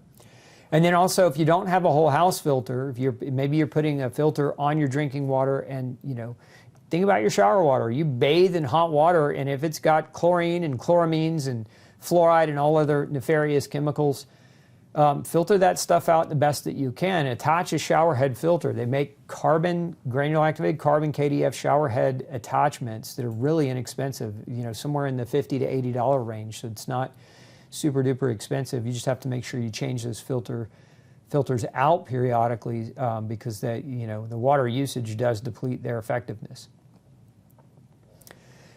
Consider this: toxic compounding. We're exposed to 4 billion prescription drugs in the U.S. each year. That's how much is ingested. And a lot of those unmetabolized drugs come out in the urine and in our city water supply. And in Houston, where I live, 42 prescription drugs were identified in the water after the city had filtered the water. And this is a while back. This isn't even new. I imagine if we measured today, it'd probably be a lot higher. But if you live in a major metropolitan area, the reality is you're probably going to have prescription drugs in your water. 70,000 chemicals are used commercially. 3,000 chemicals are added to our food supply. 10,000 chemicals are used in food processing, preserving, and storage. The EPA estimates that our homes are now 5 to 100 times more toxic than outdoor air. So this is what I mean by toxic compounding. we're being bombarded by things that we are ingesting, whether it's through eating or through air or through exposure, and our bodies are overwhelmed, our immune systems are overwhelmed, and we want to do everything we can to mitigate and minimize this exposure. So if you think about this toxic exposure, think of it like a bucket. You have so much room in your bucket, and when your bucket's full and it overflows, that leads to or contributes to dysfunction and disease. And it's at that point, that's dysfunction is what symptoms are. This is when patients go see their doctor, and then their doctor just, what do? They just give them a medication. They say, oh, you have this symptom, here's the drug that you take for this symptom, or here's the diagnosis, here's the drug you take for this diagnosis. And so all you're really doing is adding one more thing to your toxic bucket, because there's a cost for every medication. Medications don't create health. Medications suppress symptoms. They can improve quality of life, but shouldn't be your long-term strategy if you're trying to really heal. So again, hopefully this visual helps you better understand what we're trying to do. We're trying to protect you from an overburdened toxic load so that your body can get the nutrients it needs to heal and repair and maintain itself and express good health. Okay, action steps. I mentioned those were action steps earlier. Just do it yourself at home. These are action steps you can ask a functional medicine doctor about. Number one is ask for HLA-DQ testing for gluten-sensitive gene patterns. It's very easy to do. If your doctor won't do it, go to Gluten Free Society. We offer that as well as a resource for those of you looking to get tested when you have stubborn doctors. Test your blood for acute allergies. That type of test is called IgE testing. And test for more than the traditional 8 allergens. Most doctors, when they run that test, will measure for the top 8, things like wheat and soy and dairy, etc. But you want to test comprehensively. Don't just test for the top 8. Test your immune system for delayed hypersensitivity responses. This can give you tremendous insight. And I've had cases that were just really, really stubborn cases where once we knew their delayed responses, like it was the big shift that the person needed to completely make a turnaround. The amount of times that I've heard a patient tell me, Dr. Osborne, I can't believe that I was allergic to almonds. It's such a strange thing to be reactive to. And I was drinking almond milk in my coffee every day, and I was using almond flour to make my gluten-free substitute bread. And 3 days after I cut the almonds out, my joints quit hurting. Like, I hear stories like that all the time. And the reason I do is we do testing in my practice. We test people for these things. So get the knowledge so that you have it, so that you can be empowered to make meaningful change to your diet without guessing, right? So if you're beyond the guessing stage, now many of you guess well and guess right, and this is no offense to any of you who have navigated this on your own, but one of the best ways, if you've navigated it on your own and you're still struggling, is to get the testing done so that you can get the knowledge you need to move forward in confidence. And if your test is positive for mold, consider the source may be coming from inside your home, your vehicle, or your work, and ask your doctor to do appropriate testing on you, on your body, for things like mycotoxins or antibodies to mold or mycotoxins, or other inflammatory marker tests or imaging tests that might also give insights or clues as to whether or not you may be being mold exposed. I once had a patient who was confined to a wheelchair with a severe form of ascending paralysis autoimmunity. It was affecting her nervous system. She was actually a pilot and lost her license to fly. But her story is such an amazing recovery, and I want to share that with you next. Before my health took a nosedive, I was an airline pilot. I had pretty good health. I had battled with cancer once before in 1995, but it's been in remission, hadn't had any recurrences or anything. My health was relatively decent. I knew that I had some sort of food allergy, but I couldn't really put my finger on it. I had been to several doctors and no one had really agreed with what I thought it was. I kept a food journal, and I noticed that when I ate certain foods that it would make me feel really ill, stomach ache and diarrhea. It seems like the more I got exposed to it, the worse I got, but I couldn't put my finger on what it was. I was in New York on an overnight, and I just decided, I've got to have some Indian food, so I know I'll pay for this, but I know the symptoms won't be too bad. I responded to that meal very drastically. I had a lot of discomfort. I was, doubled over in pain. I felt like I was cramping, like I was having a baby again. And I was just doubled over, just crying and like, oh my gosh, I'm about to die here. I thought I had food poisoning. Well, I got over that. Very next morning, I had numbness and tingling in my feet. And I was at work, I was supposed to fly, and this tingling sensation was at my toes. I'm like, this isn't right. Feels like my toes are numb, like I've been sitting on my leg for a couple hours. I got on a standby flight that evening and got an appointment the next day at my neurologist. He's like, okay, we've got to start medicine right away. I'm like, what's going on? Well, I had ascending paralysis. I was starting to slowly lose everything from the toes up. And we were trying to get it arrested, but we had no idea what was causing it. I thought that the food that I'd eaten the evening before had triggered it, but he didn't agree. I wound up fainting in my a different doctor's office. And I was in there because I had found a lump in my breast, and then come to find out, and it turned out it was breast cancer. November of 2011 is when I started having the ascending paralysis. By February of 2012, I was on a ventilator for 3 weeks in ICU.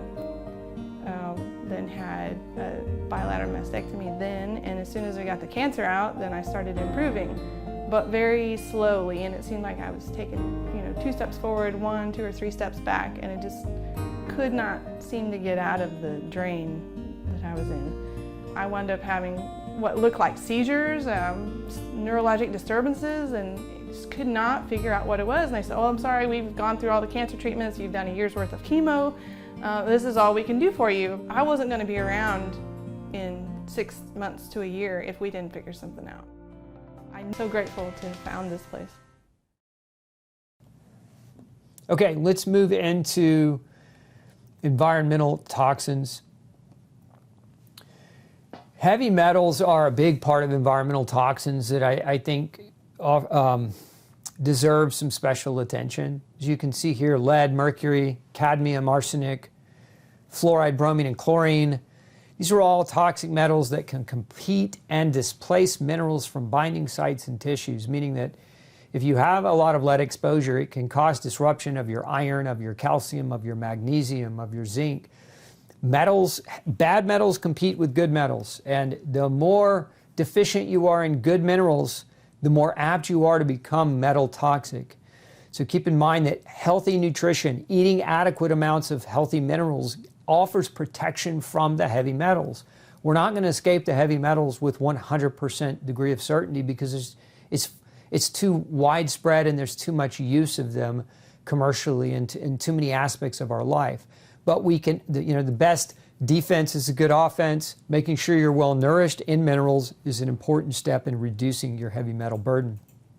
That being said, some of you still have the accumulation of metals. And so let's talk about some of these and the importance of their sources. So if we look at lead exposure, for example, we see a lot of recalls on products these days. Toys produced in China because of lead, lipstick and personal care products being recalled because of lead.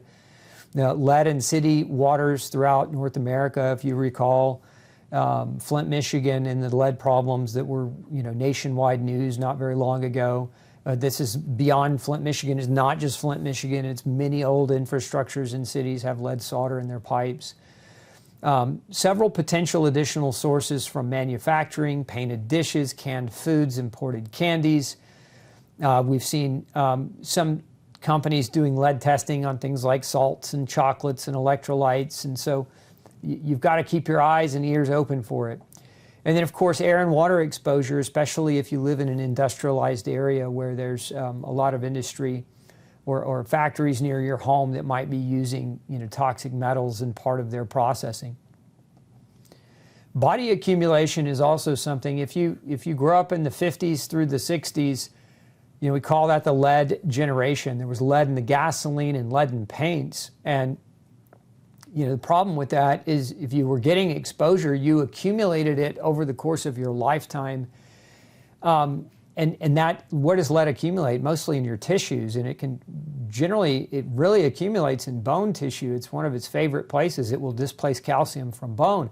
And this is especially true of women who have osteoporosis or developing bone loss. It is that lead from their bone that's been stored over decades of historical exposure now starts to leach out as their bones are demineralizing through age and sedentary behavior and lack of activity. And so that lead's starting to show up again and become a toxic problem for them. We also know lead crosses the placenta, and so without detoxification or retoxification, it will take 4 generations to eliminate lead from our offspring. So this is a tremendous problem that we face. And so testing for it, in my opinion, becomes an important aspect of overcoming autoimmune disease. There's definite associations between it. Let's look at mercury. Dental amalgam fillings are the #1 source of daily exposure to inorganic mercury in the adult population, by far. Fish and seafood are a very distant second, as you can see there, and then air and water and other food, distant third and fourth, but it's the dental amalgam. So if you've got those silver fillings in your mouth and you have an autoimmune disease, consider them as a potential trigger, or one of your triggers, and definitely get with your doctor and ask for testing to determine whether or not you're being, you have an exposure to mercury that is driving up and potentiating autoimmunity. Silver amalgams and mercury. In 1988, scrap dental amalgam material was declared a hazardous waste by the EPA. OSHA has certain mandates present to handle amalgam fillings before going into and out of your mouth. The OSHA guidelines are such. Scrap amalgam must be stored in an unbreakable, tight sealed container away from heat. Use a no-touch technique for handling the amalgam. Store under liquid, preferably glycerin or photographic fixer solution. I mean, think about that. Those things are in your mouth. You're chewing with them. You're touching them with your tongue. And, if the dentist removes them, he can't use his fingers. He's got to be protected, and he's got to put it in an airtight, protected material container in order to expose of it. Why was it ever allowed in the first place is really the question that we should be asking. But we can't go back in time and change that. But what we can do is get our mercury levels tested and get with a good biological dentist to remove those fillings. There's also some research showing that mercury is in corn syrup. And so we look at how many products now use corn syrup instead of the traditional sweetener cane sugar. Corn syrup has dominated the market for the last 30 years in the U.S. particularly, and there's mercury, or there can be mercury contamination in it. Fluoride is another one, and for the first time ever here this last year, the government finally came out and reduced the fluoridation recommendations. I was surprised to see that. Happy to see it, but surprised too.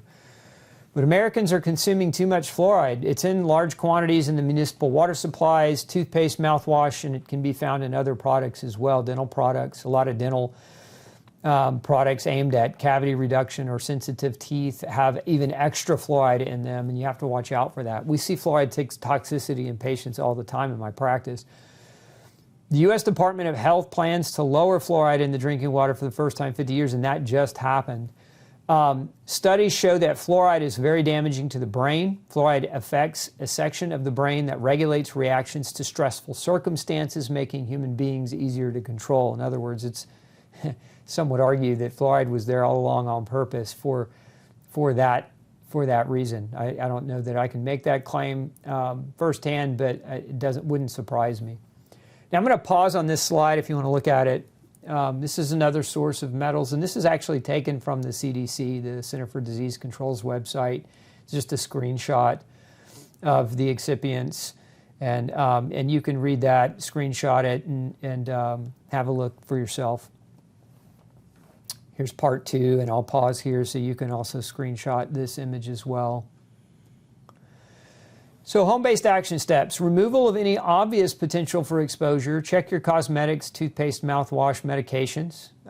Check, if you're buying if you've got kids and you're buying all the toys from China, reconsider that, especially if they're young kids that put the toys in their mouth. Pots, pans, or ceramic plates made in China are common contaminants for heavy metals. Excessive fish consumption, I'll let you read that next bullet. Install appropriate water filtration, and then rice consumption.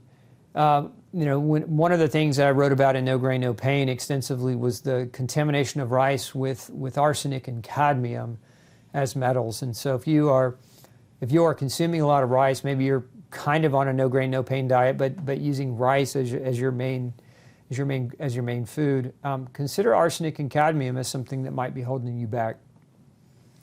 And if you're going to work with a doctor, ask for these things: pre and post urine chelation challenge testing. This is to help you identify metal in your body. Mercury tri-testing for mercury. Urine halide testing can help you to determine whether you have bromine or fluoride toxicities. Certain therapies, infrared sauna can help. That increased sweating can help to basically detox these things out of the body. Some people talk with their doctors about different types of chelation, IV or oral, and then amalgam removal. If it's necessary or appropriate, talk to your dentist about it. And then detoxification support, especially if you're going in to do amalgam removal. We actually give our clientele a protocol. If they've got silver amalgams and they're going to get them removed, we actually give them a protocol to protect them during and after that surgery, just in case. Because most of the biological dentists know how to do it right. They'll dam the patient and they'll use special fans to reduce the potential for that mercury overexposure. But we like to flood our patients with chelating agents, mainly vitamin C. People don't realize vitamin C is great. It binds metals and pulls them out. But there are other things too that work for that are natural, like lipoic acid, during and after that surgery, just as barriers of protection. Okay, let's move on to the next section, microbial imbalances. Microbial imbalances can be localized or systemic. Some people call microbial imbalance infection, and we could say, I think we could say it this way: all infections are microbial imbalances, but not all microbial imbalances are really technically infections. Infections are what we would really typically consider to be acute, and typically manifest with acute symptoms. So like an acute infection, you might have a fever. Where we see infection would be places like urinary tract, upper respiratory, sinus. Sometimes you see skin and joint and intestinal infections as well. But again, they can be acute or chronic. And the primary drivers are yeast, bacteria, virus, and parasites. So these things can all be measured and analyzed by a good doctor. But microbial imbalances are a common trigger for molecular mimicry. And let me explain what that means. So molecular mimicry is when a toxin produced by a microbe, so for example, certain bacteria will make what are called endotoxins. Yeast will make what are called mycotoxins. And then viruses produce different toxins, different protein toxins, as do parasites. And so these toxins interact with your immune system. Sometimes these toxins can look like your tissues. So for example, sometimes we'll see gram-negative bacterial endotoxins that look like cartilage. And so initially the immune system going after this bacterial toxin will start looking at the joint cartilage and it will say, that joint cartilage looks an awful lot like that bacterial toxin. Let's go get the joint. And this is where molecular mimicry sets in. The molecule or the toxin produced by the microorganism looks like the human tissue of the body. And so the immune system starts to attack that human tissue, and that manifests as an autoimmune process. That whole scenario is called molecular mimicry, and this is where infections or dysbiosis or intestinal, not even just intestinal, but microbial imbalances can be part of this problem. So here's some common examples. In the sinuses, there's a type of multiple antibiotic-resistant staph called Marcons. It's very common, especially if you've had mold exposures. Yeast colonization of the sinuses are very common. In the GI tract, we see Candida or other yeast. You can see parasites, different types of worms and amoebas. You can see bacterial, gram-negative bacterial overgrowths like Pseudomonas and Klebsiella. H. pylori is another one. Many of you have heard of H. pylori before. We know that on the skin and nail beds, staph infections of the skin, yeast infections, herpes is a virus on the skin that manifests as shingles. So these are all examples of infections. And then systemically, things like Lyme. that can be a systemic infection driving a chronic inflammatory condition for people and driving autoimmunity. So again, this is not an inclusive list of everything. It's just common examples.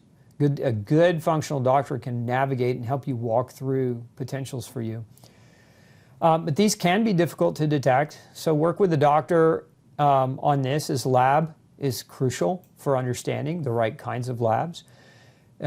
Symptoms can vary greatly. I mean, I've seen cases with people, for example, with yeast overgrowth. Some people develop full-blown rheumatoid symptoms, and others don't. Others might just manifest as something much more nuanced and small. So one person's reaction to the exact same type of microbe might be very different than another's. So although symptoms play an important role, they don't always tell the picture specifically or perfectly. And this is, again, where lab testing can become very, very helpful. So here's some home-based action steps in this category. Good hygiene practices: wash your hands, wash your sheets and pillowcases often, avoid casual use of antibiotics to preserve your microbiome. Avoid popular public spaces where germs are easily spread. And it can't always be done, and if you're going to go into those places or if you frequent those places, you might consider supporting your immune system better with things like N-acetylcysteine, vitamin C, checking your nutrition status, and making sure your immune system has the nutrients on staff to protect you. If a chronic infection is suspected, avoid, I'll let you read that yourself. You want to talk to your doctor about immune suppressing medications as well, and seek professional help. If you're working with a doctor, perform appropriate testing to help identify. There's certain tests. These are some examples. CBC with differential to analyze white blood cell patterns. It can sometimes lead to clues around infection. Urinalysis, nasal cultures, GI cultures, special blood testing for antibodies and other immune-mediating compounds can all be helpful for your doctor to understand these things. Always ask your doctor to differentiate before accepting broad-spectrum antibiotics. I see that a lot of doctors want to give antibiotics just in case. Like if you're going, let's just use it just in case. Don't do that. Like ask them to differentiate. Ask them to justify the need for that, because they're not a harmless drug, and they're overused and they can create big problems. But ask your doctor for a culture sensitivity test. If they're trying to give you an antibiotic and they don't, it's different if you're in the hospital and you're about to die and they're just trying to save your life. If it's a chronic situation and you're not sure, like ask for that test, ask for that culture. Because antibiotics oftentimes are given and the person getting the antibiotic already has a yeast infection, and the antibiotics can exacerbate that. That's one of the more common patterns that we see, where people take the antibiotic and have a negative consequential side effect to it because they didn't need it, because it was the wrong treatment. Okay, let's move into physical structure around autoimmune disease. So physical issues, as I mentioned earlier, very, very critical. So examples of structural issues: obesity. This is epidemic. I think at last check, it was like 60% of the U.S. population is obese. It's unacceptable. Obesity is not genetic. It's not a hormone issue. Obesity is a lifestyle issue. And this is not to say that those of you who are obese did it to yourself purposefully knowing it. This is simply to say, a lot of the guidance and the advice that's been out there for the last 40 years has led you to a path of obesity.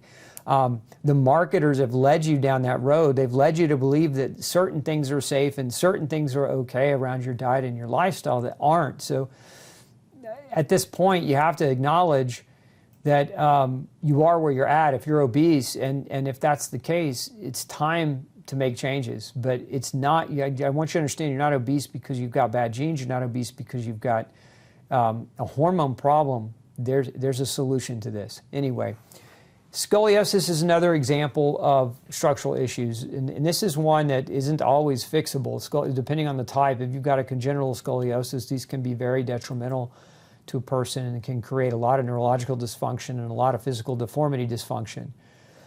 Muscle spasm, this is more of a mild one, right? Maybe you sit at a desk at work all day and you lean to the left or to the right, and you've got imbalanced muscles, and so you deal with a lot of spasm because of your sedentary workload. Or maybe you're just dehydrated and you don't have enough electrolytes and you've got muscle spasms and that's creating problems. When you get muscle spasms, you get reduced blood flow to the joint, you get reduced movement, you can develop arthritis and pain. So these are issues that, a lot of people say, oh, it's just a little spasm. Oh, take care of it. If your feet are cramping up every time you go to bed, imagine what your arteries are doing that you don't feel, right? Your arterial tree is muscles. You have to understand that. And if you've got chronic spasms in your skeletal muscles, you could also have chronic spasms in your arterial muscles, and that could reduce your blood flow and your oxygenation and increase your risk for cardiovascular disease. So muscle spasms, no joke. You want to address it. Spinal misalignment. Your spine is basically the cornerstone of how your brain and your spinal cord communicate to your organs and the rest of your body, and vice versa. It's how your body communicates back to your brain and spinal cord. So misalignments in the spine can certainly create dysfunction and contribute to autoimmunity. Chronic injury. For those of you who've had chronic injuries or maybe it's lifting something at work and you've injured your back or your shoulder or whatever it might be, but chronic injuries are definitely structural issues. Osteoporosis, your bone is structure, right, is part of your structure. Inadequate muscle tone or atrophy, and I would say those of you that fall in the obese category are also under-muscled. You're overweight and you're under-muscled, and it's part of the problem. And if you put some muscle on, you'll increase your metabolism, you'll increase your speed of energy production, and you'll help your obesity. So these are all just examples. We look at the cycle here on this slide, the vicious cycle. As we age or develop illness, we exercise less, right? When we hurt, we don't generally exercise. We're told to exercise less because we're getting older as well. That's another common myth. Our false mindset is the older we get, the less exercise we're capable of doing, which isn't true. We accept joint pain and physical limitations as a consequence of age instead of our past actions or inactions. If you don't exercise and you don't take care of your body physically, you're going to hurt more. You're going to be tighter, you're going to be stiffer, and you're going to be more prone to joint pain and physical limitations. But that's not because you're getting older, that's because of your behaviors, your past behaviors. If you look at the diagram to the right, you'll see here what I call the grainflammation cycle, which is grain consumption leads to inflammation, leads to increased cortisol response. Cortisol elevations cause muscle loss, which leads to weight gain, which leads to joint compression and joint pain, which leads to exercise avoidance. And if you avoid exercise, you end up with muscle loss, which leads to more weight gain and more joint compression. And you can see it's a very vicious cycle. And how can we inject into that cycle? Well, you can strike grain from the diet as part of your equation to overcome autoimmune disease. But the other thing that you can do is you can inject exercise to tolerance into this equation. And you can begin wherever you're at, whatever your body is capable of beginning to start doing, you should. Exercise is vital to achieve vitality. And so maintaining lean muscle mass prolongs the human lifespan. This has been studied and well documented. Muscle's not just for moving joints, it's an immune system storage facility. This is why cancer patients waste. Their immune systems are stealing the protein from their muscle to fight the cancer. That's called cachexia. But your muscle is a backup immune plan. So the more of it you have, the more your immune system is going to be resilient to those changes. And if you've got autoimmunity, you really need to think about building lean muscle. Muscle movement increases oxygen uptake by the brain and other tissues. It improves lymphatic flow, which helps your body to detoxify. Muscle use helps regulate blood sugar and insulin levels, which reduces the potential for inflammation. And muscle helps you sweat if you use it from exercise. It improves detoxification as well. I've done an entire crash course on the benefits of exercise and muscle as medicine. And I encourage any of you who have done diet change and done all the other things we've talked about in this series, but haven't really instituted the exercise, please watch my masterclass on muscle as medicine to get better insight here. A note with those of you with chronic pain or injuries, start slowly, increase your activity based on your tolerance. Don't go all out on day one. Find someone with experience who can guide you. If a good physical therapist, chiropractor, a certified trainer, ideally somebody with good 5 years of experience working with people with injury. Chiropractic, physical therapy, acupuncture, deep tissue manipulation can all be effective strategies for treatments in helping you recover from those injuries. Heat via infrared or cold via cryogenic chamber can be effective and helpful. And then more aggressive treatments like platelet-rich plasma injections. Some people opt for stem cell injections, and those can have profound effects. I would say if you're opting for that, going in that direction, before you do, consider your nutrition. Your cells are only as healthy as your diet. And so if you haven't changed your diet yet and you haven't checked your nutrition yet, do that first before spending, because PRP and stem cells are expensive. And if you're going to maximize that therapy, change your diet and get your nutrition dialed in, because your therapy will be so much more effective if you do. We've seen that time and again where people went and did the stem cell or went and did the PRP. It didn't work. We changed their diet. We changed their nutrition. We gave them the right nutrients. And they went back and had the therapy and it worked. So, diet becomes a very, very important part of your physicality. Remember, you really can't separate diet from physicality. Anyway, here's some home-based action steps. Consider these actions before drugs and surgeries: self-care, stretching, foam rolling, self-massage, or alternative massage. Supplements such as vitamin C and quercetin, omega-3, proteolytic enzymes, turmeric, glucosamine, white willow, boswellia, calcium, magnesium, and MSM, all fantastic for pain. I did a show also on natural remedies for pain. We'll put a link below and you can check that show out too if you're looking for some more in-depth information on that topic. Look, physical contact, human touch has healing properties. Hand holding, hugging, sex, all important. I don't know where you're at in your life and your relationships, but there's a healing power to human touch. We are definitely social animals and need to have human connection. So seek that out if you don't have it. Think about that if you don't. Consistent movement. Take many walking breaks at work. Consider ergonomic chairs or standing desks, treadmills under your desk. Try to achieve 10,000 steps a day. And if that's new to you and 10,000 seems daunting, then start with 3 or 4,000 and work your way up. Try to implement some yoga or organized guided stretching. Rebounders, trampolines, whole body vibration, desk treadmills, all these are good ideas. There's not one right 100% fit or solution for everyone, but look at these ideas and try to implement them where you can. With exercise, there's 3 kind of basic core fundamental things that you're after. You're after strength, you're after cardio, and you're after flexibility. If you look at this diagram, these are just some examples. Perform to your tolerance. It's better to do too less than too much. If you injure yourself trying to start an exercise program, you're out for the count. You may take yourself out for a few months, and that's not good for you. So go in slow.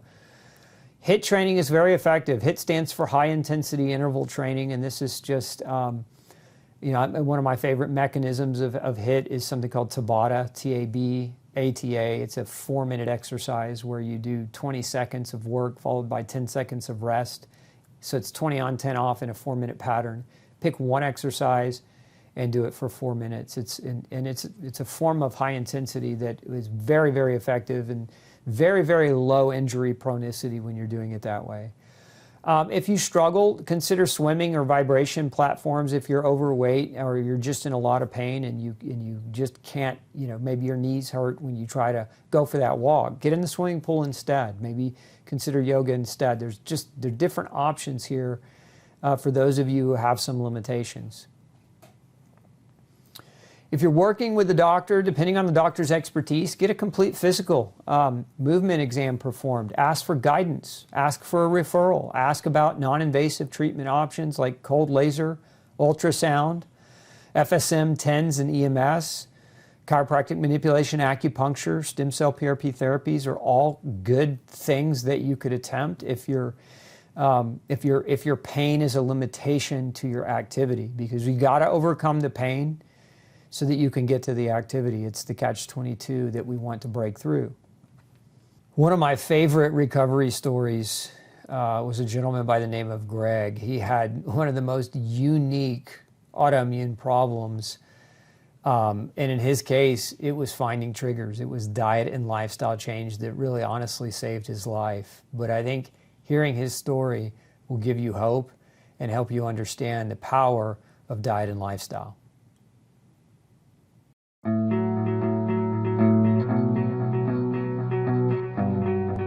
I had suffered for a number of years from a serious skin condition, a skin rash that had started on my legs and eventually worked its way up over my entire body. The condition was undiagnosed by what I would call traditional medicine. I went to dermatologists, I went to allergists for testing.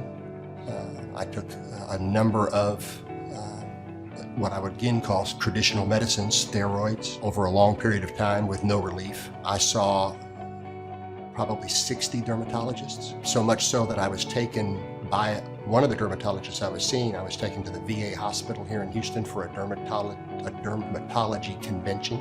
Was asked to be looked at by the people attending the convention. So I went to an exam room at the VA and sat in my underwear for half a day while dermatologists from all over the country came by and looked at me and asked if they could take pictures of it and said it was really interesting and we have no idea what it is. One doctor decided it was formaldehyde allergy, and so I was tested for an allergy to formaldehyde, which I was not allergic to. So this went on for a long time. And I finally did, although I didn't have psoriasis, I started eating a psoriasis diet, and it did provide some relief. But I relapsed back into having the very, very bad skin rash again. Then in February of 2014, I was rushed to the hospital and had perforated colon. So I had colon surgery for them to repair my colon. So it was getting worse and worse and worse. At the suggestion of a friend who was being treated by Dr. Osborne, went through extensive testing here, was diagnosed with allergies to many of the foods that I was eating, and over a period now of about 6 months, the skin condition has gone away, it's cleared up. No one that I was dealing with in dermatology or allergy was talking about anything to do with any of the foods that I was eating. It was always diagnosed as a skin condition, not as an internal condition that was showing up on my skin. And it was only Dr. Osborne who determined that it was indeed allergens that I was putting into my body that my body was allergic to. My skin was what was trying to get it out of my body, so it was coming out through my skin. It was never looked at as something that my body may be doing from the inside out rather than from the outside in. There was no way that I would ever go back to trying to live the way that I lived before, to eating the foods that I ate before, knowing that I'm allergic to them, knowing that it's a hereditary condition, that it's something that I did get from my parents, knowing that my father actually passed away from diverticulitis. But now I know what my issue is and will continue to be, and I will continue to live a gluten-free, grain-free, dairy-free life. You might not find your answers with the type of doctors that you would normally think that you should go to. Again, my skin condition, you would think dermatology. I had tremendously bad seasonal allergies. My daughter was on the drill team, and my son played soccer, and so I was always in the spring and in the fall, I was always out on the soccer fields or out at the football games watching my daughter cheer, and it was misery. I could barely see, my eyes would get so bad. I'd get the hacky cough and the whole bit. And this is the first spring that I've been through now where I have evidenced no issues at all with my allergies. We recommend Dr. Osborne to friends of ours on a regular basis. We already have people that are in here because of our recommendation. My son, who is a cardiothoracic surgeon at a major hospital, is having issues, and he's thinking of coming down and seeing Dr. Osborne. So it only makes sense. Okay, let's dive into the last stage here, which is emotional and spiritual. Look, this is can be a major trigger for autoimmunity, is the emotional, spiritual side. Hope is a requirement for healing, and many people with chronic disease have been sick for 10, 20, 30 years, started to lose hope, or in many cases, maybe not hopeless, but just not hopeful. Know that your body can heal. As I mentioned earlier in this program, your body has the ability to heal. It knows what to do. We have to remove what's interfering. We have to remove the things that are driving the inflammation, and we have to give the body what it needs to heal, repair, and restore. Your thoughts can become you, and that's an important understanding. If you dwell on negative thoughts, those negative thoughts become you, right? You are what you think. Laughter is the best medicine. I get a lot of patients who, they're chronically ill, and I ask them, one of the questions I ask, when's the last time you had fun? And you'd be surprised how many people haven't had fun in a decade or more. You got to kind of try to recapture that. I know it's very easy for me to stand here and say, hey, go have fun or recapture it. And it's a lot harder if you're with a chronic diagnosis, but you need to think on it, and you need to do your best to change your thoughts. Unresolved emotions can and will set you back. A lot of people live in the past, and so their past becomes their present, and so their future can never be bigger or better than what it is. And so you have to resolve. If you've got past things that you struggle with, or past trauma that you struggle with, that you've got to come to some kind of resolution, because reliving it repetitively over and over is not going to move you forward to great health, and it's going to be kind of a block in your roadmap to recovery. Be a partner advocate with a good functional medicine doctor. Expand your horizons. Read books. A lot of you are here because this is your book, right? You're watching the video. It is your book, right? So audio books, podcasts, things of that nature. Expand your mind. Explore topics you're passionate about that bring fun to your life. Observe the world around you. Use the internet as a tool, but don't use the internet as an all-day excuse to not have a life. Discover love of a new hobby. Learn from others and return the favor. Play it forward. Play with the child. If you've got grandkids or children, remember what it was like, that kind of, before you became cynical and sick. Remember what it was like to be an innocent child, and go try to recoup some of that. These are all therapeutic things that you can focus on trying to do. Prayer. Control what you can. Give up the rest. Give it to the Lord.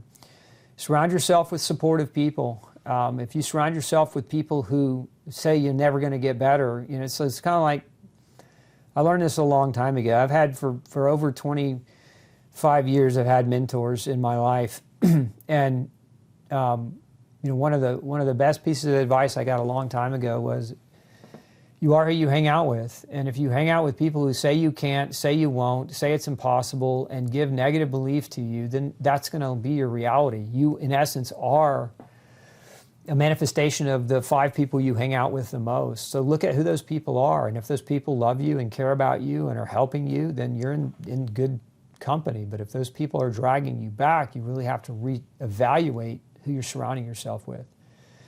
Consider meditation. It works for many, many people. Try a float tank. If you don't do meditation well, a float tank or a sensory deprivation tank can be profoundly life-altering and changing. They were for me at one point in my life. EFT, which stands for Emotional Freedom Technique. It's a type of stress management technique. Positive affirmations. Educate yourself. Most health errors are made from ignorance. Most disease is caused by ignorance of making the wrong decisions. And hopefully you're learning what some of those are today in this video. Know thyself. Prevention versus treatment. An ounce of prevention is a pound of treatment, or a pound of cure. I think it was Benjamin Franklin that said that.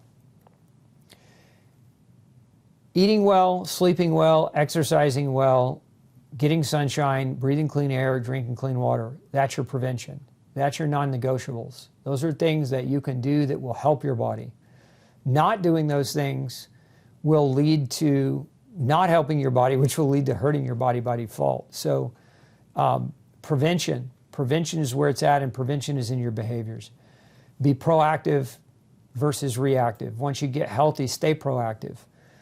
The healthiest people I know are all proactive.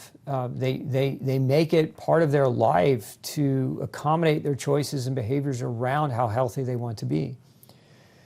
Invest in time in acquiring knowledge. This brings you intelligence. Invest time in applying your acquired knowledge. This brings you experience. Teach others. Watch outcomes. This brings you wisdom. And be accountable to yourself first. Don't blame your situation on your doctor. Don't blame it on others. Don't blame it on things that happened to you in the past. Those things that happened to you in the past may have led to where you're at, but if you continue to blame them, you'll continue to be sick. If you're going to work with an expert, biofeedback is something to ask about. You can work with a pastor if you're spiritual and you believe that would be the best choice or option for you. Some people find that working with a psychologist or psychiatrist can be helpful. I would have caution there, not to say that those things can't be helpful, but this is just me sharing my experience as part of the work that I do is pastor related. A lot of times when people go to a psychologist or a psychiatrist, depending on that professional's belief, they rehash their past with every session. This is basically, excuse my language, their therapy session becomes a bitch session to keep bringing up the past that they can't change. And so it's a bitch vent session that doesn't help promote them to move forward in their life or grow from their past experience. Again, that's not to say that every psychologist or psychiatrist is that way, but there would be some caution around that. Like, don't get wrapped up into that game of just reliving the past through talk therapy. You've got to find a way to move on. Okay, let's kind of reframe. We just talked about a tremendous amount of information, and let's reframe it. Here's the diagram again. Let's blow this up. The autoimmune recovery matrix. If you have autoimmune disease, you should investigate that top row. There's 8 things there. Those things can be measured. They can be objectified. From those, you can see below that, there's testing. That's how we objectify and measure. And then based on those tests, you can develop a blueprint or a roadmap to follow. And pretty much all of these things revolve around you. This is the good news. It revolves around your ability to make a choice. What to eat, what not to eat, what to expose yourself to, what not to expose yourself to, how to support yourself nutritionally with supplementation, what foods to avoid, what chemicals to avoid, whether or not you need probiotics. The vast majority of these things don't really require any medical care. They just require action on your behalf. Some of them may. But now you have a starting point. I want you to, really the takeaway I want you to walk away from this video with is this. There are fundamental triggers to autoimmune disease. Despite what your doctor has told you, it's not genetic. There is hope. Your body knows how to heal. Drugs don't provide a long-term solution. They provide a symptomatic reduction. But what are the triggers? If we simplify it, I want to make it as simple as I can. Food, chemicals, microbes, and nutritional deficiencies are the 4 chemical categorical triggers for autoimmune disease. Investigate them. Now, the spiritual side and the emotional side can also be a trigger. Investigate that as well. Physical deterioration of your body and frame can also be a trigger. You need to investigate that as well.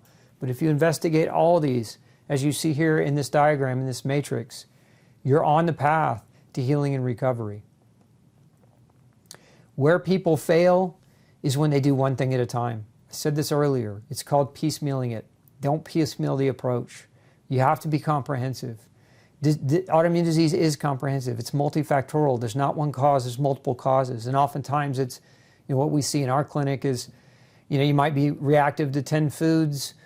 You might have, 5 or 6 vitamin or mineral deficiencies. You might be being exposed to some chemicals in your soaps, lotions, or shampoos that are driving your immune system crazy. Like, there may be 20, 30, 40 triggers within the framework of this matrix that are all happening simultaneously to drive your immune system into overtime and create a chronic inflammatory state. So try to address it as close to simultaneous as you can.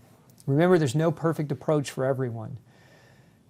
Biochemical individuality trumps generic recommendations. There's a lot of programs out there. There's a lot of doctors out there saying, go through my program, and I'm one of them. Look, I have No Grain, No Pain and Glutenology as a program that you can go through. And they're generic. They're not custom designed for you. They're just, here's information that if you apply might give you tremendous value and benefit in your life. But if you've done all that and you continue to struggle, biochemical individuality trumps generic choices. So getting objective testing done becomes, in my opinion, your next smartest move. Healing can take time, up to 3 years. A lot of people can do it in around 18 months. If we're talking about autoimmune disease, it's the 3-generation rule. What do I mean by 3-generation rule? Your immune cells have a life cycle of 6 months. And it takes 3 generations of those immune cells to calm the immune system down. If it's really high, 6 months later, it's a little calmer. 6 months later, it's a little calmer. Each time your immune cells are replaced, they're a little less overaggressive or overreactive. And that requires removing the triggers, right? So 18 months to 3 years. So be patient with it. You don't get sick with an autoimmune condition your whole life and be sick for 20 years and expect that, a week of a diet change or a week or 2 weeks or even a month of a diet change is going to miraculously cure everything that's been building for the last decade or more. So you have to be patient with yourself and give yourself grace, but you have to also take action. So if you look at remove the bad, this is the simplification. Remove the food allergens and sensitivities, remove the toxins, deal with the infections or microbial imbalances, deal with the inflammation, deal with the wrong relationships and the wrong people. Replace and repair. If you've had dysbiosis, put the good bacteria in. Repair your gut and your damaged tissues. Get the right food and the right nutrients in your body. Get the right environmental nutrients like sunshine and clean air and clean water and oxygen. The right relationships can make the difference. And then restore and maintain. You'll go through a healing phase, and once you're through the healing phase, your body will be on ground level, but that requires work. So you've got to work on building a solid foundation of health, and that is exercise, rest, sunshine, purpose, and love in your life. These are all very, very important things that you can't ignore or you can't bypass. Keep working the matrix. Sometimes you have to modify. Sometimes you find some triggers and you find an improvement, but remember that healing isn't linear. And a lot of people think, well, okay, I started today, 2 weeks from now it should be there. Healing isn't linear, it's up and down, it's ebbs and flows. It's 2 steps forward, 1 step backward. And if you look at this diagram,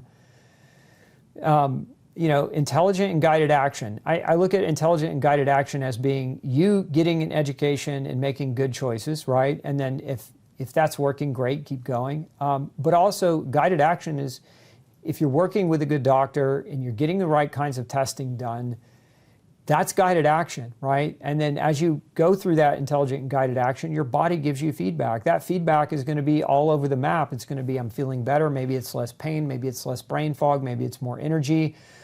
Maybe you're going through detoxes within part of your treatment, and maybe you take a step backward. Like, that's body feedback, right? And from there, you make adjustments. And if you're working with the doctor, make those adjustments with your doctor. That leads to improvements ultimately. And then you'll sometimes hit a roadblock and there'll be a setback, right? And that's when you go back to intelligent and guided action. This is a cycle. You keep working this cycle repetitively if you want to get better. Okay, what's next? So look, I hope that this video helps you. I really do. I really mean that. I hope if you're struggling with autoimmune disease that you came here tonight and that this 2 hours was worth your time, and that you found some valuable answers and things that you hadn't thought about yet and you can go and implement. But if you would like ongoing support, I want to encourage you to do a couple of things. Number one, I want to encourage you to sign up for my free newsletter. It comes out on a weekly basis, and it's full of very important and helpful information and education that might just give you more impact and feedback on how to navigate autoimmune disease. And you can go to Gluten Free Society and sign up there, or you can text us and we'll put that text on the screen here and you can text us to sign up. Number two, consider joining my Facebook support group. If you just need other people around you to kind of help navigate this, if you want to communicate with other people who've gone through this, join our group. It's free. There's no charge. You just have to go and answer the questions and then we'll invite you in. Number three, tune into my weekly classes. I'm here every Tuesday at 6 p.m. I'm also here every Thursday at 12:30 p.m. Central Standard Time to answer your questions. That's live Q&A session every week. And then lastly, if you're looking to work with somebody, we get this question a lot. Dr. Osborne, are you still taking on clients? We are. My clinic, we've got myself and another associate doctor. And if you are looking to work with a professional, don't hesitate to reach out. And you can use that code there to reach out to my practice, my nutritional practice, and get more information. We're here to support you. We're here to help you in whatever way that we can. Thanks so much for tuning in. I hope this information was helpful for you, And we will see you on Thursday for a live Q&A. Take care. Thanks for tuning in to the Dr. Osborne Zone. Don't forget to share, like, and subscribe for more content like this. And make sure you come back next Tuesday at 6 p.m. Central Standard Time and Thursday at noon 30 for more episodes.